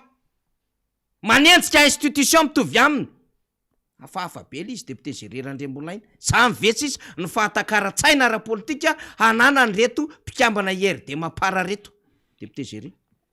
Ya tiako eto manamarina na manafaniny fa ny solombavam-baoaka tiako Madagasikara tamin'ny heritaona de efa nangataka an'io tamin'ny teto an'ity na tamin'ity taona ity tamin'ny maritra tamin'ity taona ity zay azafady nametraka ny taratasy iny zay tena hoe fitsipaham-pitokisana ny premier ministre zany de rehefa niseho zavatra io tao amin'ny anteny meram-pirenena de gaga zay hoe hay ve ka tsapan'reto député mpanoana ny fitondrana maranisy reto fa tena tokony hosoloana marina le premier ministre de rehefa nandeha ny resaka de tena inona moa ny tokony andavanay an'le izy namana fanitry satria efa eritreritra io ary zay nefa tena voen'io tamin'ny fotoan'androny de tena tonga de hoe rehefa zay zany natao de partant koa ny député ty maretraretra rehefa nandeha efa le zavatra de na anisan'ny navarina ary nametrahana fanontaniana mihitsy hoe ty zavatra ty hoe tena onjonareo solombavam-baoaka daholo retraretra sa baitra avany am'lehibe anareo ihany marina ty zavatra ty de misy moa no mamaly akolaka misy koa ny tena hoe efa fantatry ny filoham-pirenena ty fa tena zavatra efa avany ambony any io de manao an'io zy ny retraretra zany ka sarotra ny atao hoe inona ny antony nanakanana an'le izy ao zany le fanontaniana mipetraka ary zany namana fanitry tena mieritreritra mihitsy hoe fa fambaraka ho andry zareo ihany nanakanany an'le izy satria tsy nalova ny tena hoe natao le vote de tsy lany de mba tsy nitsangamematra tsy nitsangamenatra tsy zay hoe efa tafiditra vao déposé le atota-taratasy retraretra eo ihany le inona marina le antony efa nitataraina tao hoe resaka tsy fandriam-pahalena maro zavatra be dehibe zay tena hoe makarary amin'ny vahoaka am'izao fotoana zao de teo ny tena ny nametram-panontanianany hoe hay ve fantatry reto député namanyrety ihany le fahorin'le vahoaka sy le tena hoe marary an'le firenena mihitsy de rehefa tena hoe roso any am'izay hoe fitsopaham-pitokisana amin'ny premier ministre zay de tena fantany hitany ary tany saina tao anatin'ny hoe fangatahana sy tena hoe antony anaovana zay hoe fitsopaham-pitokisana zay ary zay no nametram-panontaniana ny tenako mihitsy hoe ay ve fantatry ny fitondram-panjakana sy mipanoana anazy ihany zany le tena marary an'le firenena tena marary an'le vahoaka kanefa rehefa tena tonga amin'ny fotoana discipline de parti ve le izy namana faniry sa hoe tena tahotra ihany koa hoe mety ho tonga na zavatra hafa de tena hoe najanona tapoka le le procédure le fitsipaham-pitikisana zany a zay mbola mametram-panontaniana am'izao fotoana zao hoe araky ny lalàna ve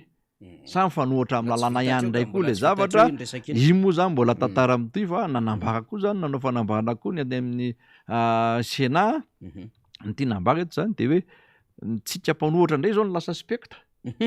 fa rantyraha zareo samy zareo zany no tena hoe inona misy tsy fankazahoana ve misy zavatra tsy mipazy ve sasay am'te hijoro am'izay hoe efa kaiky ny fifidianana de tena zay tena aty amin'ny côté Andrakoto zay aty amin'ny côté Andrabe zay aty amin'ny côté Andrasoa zay ve ny tena zavatra mitranga ary zavatra misy am'izao fotoana zao zany de mahita hoe misy tsy milamina tsony ao anatiny zareo fa tena hoe misy efa matsapa zany namana faniry fa tena hoe efa tsy mety tsony tsy fitantanan'ity ve sa samte fitiavatena ny tsirairay de samte andeha samy hitady hiatrehana ny amin'ny heritaona indray ino le tenentsika mbola tsy vitatreo iny satria mazava ny teninga voninahity sans jeune procédure efa engagé efa déposé tsy azo tombo matsony ary ny lalàna no miresaka an'izay zareo manko nitady artifice be da be araky ny lalàna hoe inona ny isan-kanana an'io de natahotra tany voty sao de hipasa zay nge izy député Zéry satria mazava ny tenin'ny député maromaro tao 105 signature ngiara olodinina ary moa nanitrikitrika mihitsiny zay mpanohana fitondrana hoe mbola mety ny ohatran'izay tao anatin'ny signature raha ohatra ka nanao ripanina ary raha nandeha tany ny voty député fetra indray ny teny an'izay mety ho 700 na ohatran'izany io Syry Rabekijana betsaka zany ny fidy an'io de natahotra de niany ersisy nanaonao foana de lazaina fa irrecevable l'izy de nampijoro bureau permanent zay mpikambana ao anatin'ny antoko TGV ihany secrétaire national nasaina njoro bureau permanent zay tsy nakana ny hevitry ny bureau permanent tinga hoa mbola fantsahan-dalàna be ary vidiny reto lafo zany eo moa tsika anaraka ny vaovao député Zéry Landriambolaina fa amarantsika de fety be aloha zany any Fianaratsoa fa vitantsika eo le izy iny de mbola makahery foana ny vahoaka amin'ny Fianaratsoa de manatitra trano foana zay atao hoe firariditsoa amin'ny président Marc Ravalomanana zay sy fiarabahana anazy am'izay tsingeritaona izay dia Andriamanitra omba sy hitanao mandrakaiva président miaraka amin'ny ankonanao sy ny zanakao rehetrarehetra de zay moa zany ny atao hoe fandraisam-pitenenako eto namana faniry fa dia mametraka ny mandra-peo na mandra-pitafa indray ny vahoaka malagasy dia mirary soa antsika rehetrarehetra zany de zay no antony andaminatsika ny fotoana zany mbola voatazona kely eto fa mbola misy fandaminana kely ataon'ny namana faniry vetivety miaraka amin'ny teknisianina dia manamafy zay atao hoe fankalazana ny fety any Fianaratsoa zay zany tenako mandra-pahatonga ny namana eto de maro atao hoe olona zay efa manao zay fiarabana zay na ny atao Antananarivo koa de tena miantso député aiza ny ankalanjana fety amin'ny président Marc Ravalomanana aiza ny ahafahany manatitra zay atao hoe cadeau kely ohatran'izay eo ihany koa ny hoe mbola misy mety fankalazana hafa ve tao Antananarivo zay moa zany miankina amin'ny président Ravalomanana fa hoentintsika eny amin'ny aina manjery eny foana de hitantsika eny foana fa mila zany tsika manaraka vaovao mila ihany koa tsika manaraka miara-manonja de zay no mety miankina aminazy mety ahafantarantsika mbola isy fankalazana ve tao Antananarivo zay anniversaire zay za ho vitany amin'ny Fianaratsoa ihany namana faniry ya ny solombamboaka Zéry Landriambolaina moa mbola manana adidy amanandraikitra satria mbola anatin'ny fivoriana nge solombamboaka ary mbola mivory ary marobe ny olona efa miandry azy ao vandrarano de tsy maintsy fampitafy amin'izy ireo ny fitsidiana terrain efa niteny teo ny député Alain Ratsimbazafy moa zany napitany hafatra hoe manao terrain androany miona mivoaka dia somary tsy tafaradalana amitsika fa eo ampiandrasana vaovao tsika satria raha ny fantatra zany zao député Zéry dia tokony hiditra mivatana eo ihany koa ny Flo Marc Ravalomanana de eo ampiandrasana an'izay tsika fa raha possible aloha zany faly de alefaso ihany le sary live zany mialohan'ny fahatongava amin'ny Flo Marc Ravalomanana satria hiditra mivatana eo zany ny Flo Marc Ravalomanana zay ihany Fianaratsoa zany de mba isika rehetra zany satria am'izay fotoana zay miara-maheno Tsormandy de maheno Amparafara-vola Ambatondrazaka ny any Antsirabe am'izao fandaharatsika zao ny any faritra rehetra zany ny am'izay afatra lehibe satria dia maro be koa mirarakopana zany ny inona moa ty lay firaritso azon'ny Flomar Karavalomanana zay ihany amitsika rehetra any ao amin'ny page any amin'ny publication samihafa zay aseho am'izao fotoana izao de hitatsika am'izao ambiance zao zany le hoe zava-misy any Fianaratsoa any Beteravolo ao amin'ny espace royal de miefeno hipoka ny trano tena miefeno ary vaoka amin'ny Fianaratsoa any amin'ny sampanandalana rehetra de tena mitanjozotra zany mandeha mamonjy an'izay fanotronana Flomar Karavalomanana zay de nga député José zany hitatsika zany manao selfie iavako aby eo arino député Natsirabe voalohany sy faharoa zany no miaraka any de ny bureau politique moa zany cordo Rakotondrina Jean-Claude sy Rina Randriamasinoro de any toerana ihany koa zay azo lazaina zany fa manao an'izay fiarahametana amin'ny Flomar Karavalomanana izay ny tsary miparitaka moa zany de happy birthday Mar Karavalomanana hitatsika amin'ny sary tena fety be izy ty fa ny adidy amanandraikitra samihafa moa zany tsy maintsy ny zarazaraina de zay no mahatonga solomaboaka zay miara-dalana amitsika fa misy koa solomaboaka hafa zay efa manon ny asa zany am'izao fotoana zao satria izy ty moa zany de sady sakelehana daholo ny asan'ny antoko ny asan'ny solomaboaka eo ihany koa moa zany fifanotronana amin'ny Front National satria mbola tombony lehibe tsy hoan'ny antoko tiako Madagasikara tsy hoan'ny RMDM rery fa hoan'ny vahoaka malagasy ny fananantsika amin'ny Flomar Karavalomanana tombony lehibe zany satria mbola misy ray aman-dreny de za eto amin'ny firenena fa faharoa akoatra hoe mbola misy ray aman-dreny de mbola misy olona zay mbola azo ny vahoaka malagasy antenainy inona ifikirana ary mbola hosaina ny amina hoe ity amazo problema zay iainana izao am'izao fotoana izao tsy mbola manary toko zany tsika zay nge le never give up resahan'ny Flomar Karavalomanana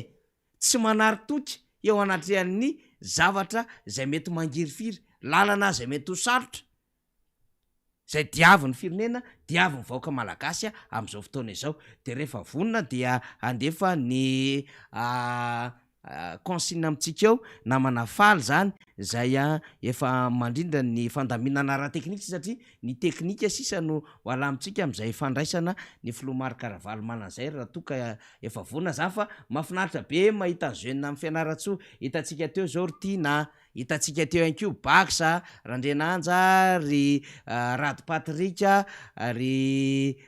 iza moa zany maromaro ny jeune team teo ibenja ihany ko zay anisan'ny mpitarika ny team ny Fianaratsoa ry docteur Élisée Zanabahoaka hitatsika teo tena félicitation ao anatin'izao zavatra lehibe zay fahakalazana zao everina zany fa amin'ny heritaona député Géry Randriambolaina ny 12 décembre amin'ny heritaona de efa feno fanantenana efa feno fifaliana isika am'izany 12 décembre amin'ny heritaona zany raha ohatra ka tsy mitsatsaka raha-pifidianana reto olona rehetra ka miketrika ny any amorana ny fifidianana fa tsika aloha mila misoratra anarana de veritsika fa fifaliana lehibe no ataotsika am'izay amin'ny heritaona izay amin'ny 12 décembre ohatran'izao miaraka amin'ny Flomar Karavalomanana sy ny vahoaka malagasy rehetra mihitsiny hamadika ny pejy isika tsy ny tantara fa ny pejy mihitsy no avadikitsika fa misy zava-doza eto amin'ity fireneny ity ka mila n'izay fandraisana andraikitsika zany ny fikambanana maro samihafa zany tena mitondra am'izay hoe mahafikambanana azy zay mihitsy zay manohana ny fahatongava ny Flomar Karavalomanana angataka ny consigne any faly tsika ny amin'ny hoe efa vonona ve faly zay fahatongava ny Flomar Karavalomanana zay fa fahamiteny zay kely tsisa efa misy directa zany amin'ny MBS afahatsika manaraka an'izany eo anatin'ny pejy ny MBS directa zany ny namatsika imbola iando efa mandamina azy eo amin'ny lafiny teknika eo zany de rehefa vonona zay de alefatsika eto aloha ao anatin'ity fandraisana ny Flomar Karavalomanana ity zay any Fianaratsoa ao amin'ny espace royal Beteravolo mino izay fa isika mpanaraka ny Facebook rehetra ihany koa mpanaraka ny fandarina miara-manonja dia manongila tsofona ny amin'ny hoe miara mitempo ho an'ny vahoaka ny Fianaratsoa ao anatin'izay hoe fety lehibe miaraka amin'ny filomarin-karavalomanina zay sy ny antokotiko Madagasikara zay tanterahana any Fianaratsoa amin'izao fotoana izao. Feno fankasitrahana fankasitrahana atsika rehetra satria ny zavatra zay kinendry moa zany dia apetratsika mandrakariva ao anatin'le hoe mivavaka mino an'Andriamanitra tsika ary io Andriamanitra io de efa nalala ny ady nataontsika hatramin'izay tsy mitory teny amin'ny resaka an'izany fa mba milaza ihany par expérience ny amin'ny hoe Andriamanitra mahalala ny hevitra heverina zay mahasoa de tsy ho latsa-danja amin'izay tsika ny amin'ny hoe mbola manana fanantenany ty Madagasikara ty raha mpitehany sasany ty ho tafariny ty ary mino isika fa ny olona miaraka amin'ny finoana zany satria hoe ny finoana de miaraka amin'izay mino de ho tafavoaka tsika ao anatin'izao tolona zao fa angatahana amintsika foana de hoe misoratana anarana fa fitaovana lehibe ho ampiasaitsika io amin'ny fotoam-pifidianana laya fiatrehana laya fifidianana fahafahana mifidy zany ho ampiasaitsika io fitaovana lehibe io hiatrehantsika amin'izany famadiantsika ny pejy lehibe zany eto amin'ny firenena ary reto olo reto efa mahafantatra fa ho sahirana izy ara-pifidianana de marisarisa reto olo reto efa mahalala fa kely tsitsy amin'ny fotoana ipetrahana eo de mifampitazona araky ny dossier samihafa izy de manao an'io karazan-javatra maro samihafa io de manao an'ilay faminganana manao an'ilay karazana hoditra-kondro fa izy moa zany zay ngely izy ny fiasan'Andriamanitra tsy tsapanareo fa io tonga am'le hoe horava ny fanjakana miady an-trano mova tsy zany zava-misy amin'izao fotoana izao de ataonareo maty-henjika raha matoa Kristina razana mahasoa lazainareo mpamadika anaovanareo teny mahery reo député zay mety efa tonga saina amin'izao fotoana izao zay tsy neverinareo mihitsiny fa ho tonga saina nge reto solombavim-baoaka nataonareo kely nentinareo tamin'ny sangany nandehandeha reto nasainareo nitondra vahoaka nasainareo nanao an'izao rehetrarehetra zao tany amin'ny distrika misy azy fa tsy napozinareo mihitsiny fa ndray andro any amin'ny andro ray de anjaran'ireo solombavim-baoaka zay nentinareo tamin'ny tiananareo nanaovana azy ireo no tonga saina ary akafana-pahan-kevitra de aleo aloha faly alefatsika ireto lay motif tao anatin'lay motion de censure ity zany na inona hoe forme zay hoe irrecevable nandritry fotoana iny tsy mahakosika nyreto zavatra andresahanareo reto pejy telo reto anie ny zavatra andresahanareo hoe ny soniavin'le solombavim-baoaka mapara IRD hoe ireto no zavatra ahafahana manaisitra le gouvernement fa rehefa mijery an'reto de tsy le gouvernement irery fa hatramin'le filoham-pirenena ara voakasika ao anatin'izany izay mahatsara an'le zavatra nambarany solombavim-baoaka Roland Ratsiraka hoe motion d'empêchement amin'ny rajoelona mihitsy no ilainy zay no mapeta an'le tenin'ny voninahitra zany hoe hifototra any amin'ny andro rajoelona io misaotra ny député Zéritsika satria mbola hamonjy terrain député Zéry Randriamolaina zay efa miandry azy eo ny vahoaka ny avaradrano zay no mahatsara an'ireny rehetrarehetra satria ny heveriny zareo fa famonoana afo le izy fa tsy tongo-bolo ho any solombavim-baoaka ka azo fezina amin'izay tiana omehezana azy azo tapenam-bava amin'izay tiana hanapenam-bava aminy misaotra tsika de hita amin'ny sary mandeha ihany de anaovana kopakopa-tanana fankasitrahana ny namana Hertina Izarefa zany de mikabary amin'izao fotoana izao izy moa mitarika ny RMDM Fianaratsoa de hitatsika Izarefa dia mpitarika ny RMDM manana ny antoko misy azy hitatsika amin'ny sary zao fa dia mamaly ny fanasany antokotiko Madagasikara antokotiko misy ny fiovana tamin'izay fotoana izay de hoavy 2023 makany izy fiovana to Madagasikara tompolasto vany ary zao ny gasy de manana sotoaviny momba amin'ny ray aman-dreny isika mantsy ray aman-dreny fa ny anadray aman-dreny toy ny tsipakobalahy mavoa tsy mavoa de efa izy ny mitranga amin'ny gouvernement sy assemblée nationale io Monsieur le Président, vous l'avez mené dans Toujours.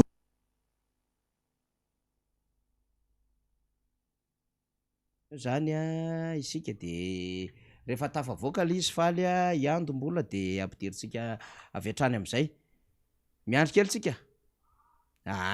mivatana amin'ny MBS zany ny Flomar Karavalomanana zay any Fianaratsoa am'izao fotoana izao de andraisantsika ny afatra zany zay lehibe avy any Flomar Karavalomanana iza rehefa zany na heritina no hitantsika teo zay mpitarika ny RMDM Flomar Karavalomanana dia flohany vovonana politika mpanohitra RMDM ary ny RMDM de misy manerina ny Madagasikara tsy hoe ny faritany rery ihany fa ny faritra misy any amin'ireo faritany samihafa ratsana zany de izy no nyteny teo zany manaja ray aman-dreny no zarefa ny malagasy ary zava-dehibe ny fifanotronana amina ray aman-dreny zany tsetsatsetsat tsy aritra ny ilazana fa omaly ane no fetin'le repoblika faefatra fa move anao ry malagasy enina le mpanohana an'le fitondrana ary 12 taona zay le 4e république tamin'ny alalan'ny constitution zay ny fidina tamin'ny karapokotany tamin'ny novembre 2010 ity constitution ity de taorinan'izay no ny déclarena fa tafatsangana ny 4e république ny 11 décembre 2010 fa misy taminga pety ve nataon'le mpitondra fanjakana misy taminga patsiarovana ve nataon'le mpanohana an'le fitondram-panjakana na le fitondram-panjakana raha fatany fa zava-dehibe am'ty constitution ty zay iorenany le république faefatra raha fatany fa zava-dehibe any zany 4e république zany efa ao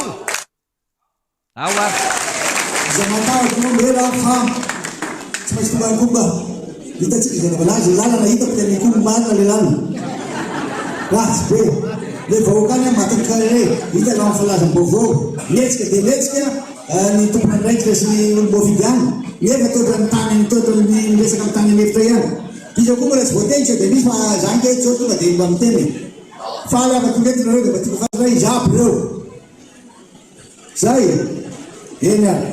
de zao anomboka zay tsika mbe fandarana de tenena zay le tsika fandarana toy le solité teo le fanzay Sotra président zaretsika aloha mazava tsara zany ny fandarana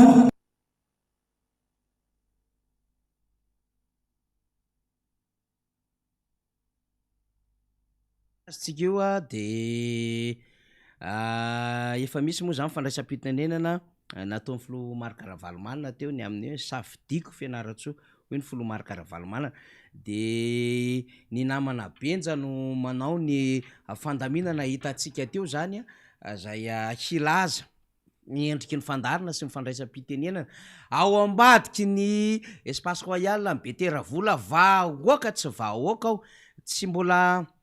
mahazo ny sary avy any Anjavatsika satria Injava ihany koa zany am'izao fotoana zao de tena mbola manao ny ezaka be mihitsy ny maka ny sary rehetrarehetra mandrakotra ny feo dia sady miditra ao anatiny izy ny ety ivelana fa alefa amitsika eo ihany aloha misy sary zay efa nalefa Anjava ato de alefako any amin'ny faly aloha zany mba ahafahany faly zany mandefa ny sary amitsika zany ny ambiance satria tena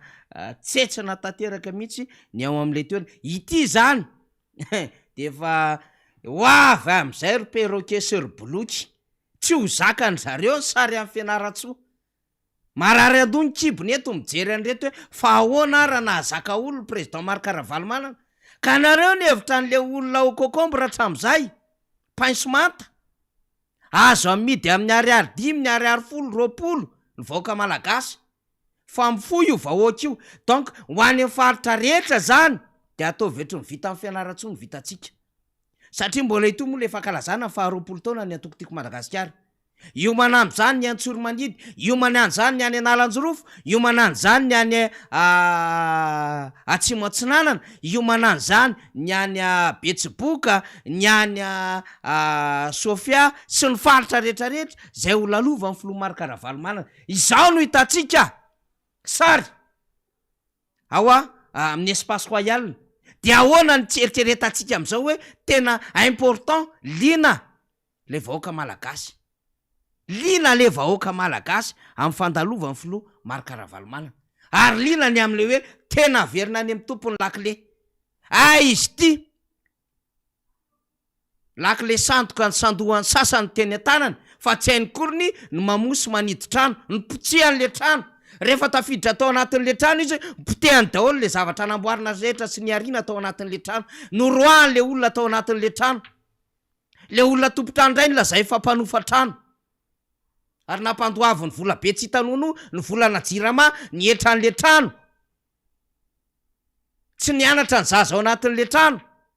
le tsy salama tsy afaka mitsabo tena ara-dalàna tsy mihinan-kanina tsony le tambary tokony ampikarany olo anatin'le trano tsy afaka ampikarana nomen'le olona le nangalatra an'le trano sy le nampitsoka an'le trano any amina vahiny hafa ety ivelana zany ny sary Madagasikara am'izao fotoana izao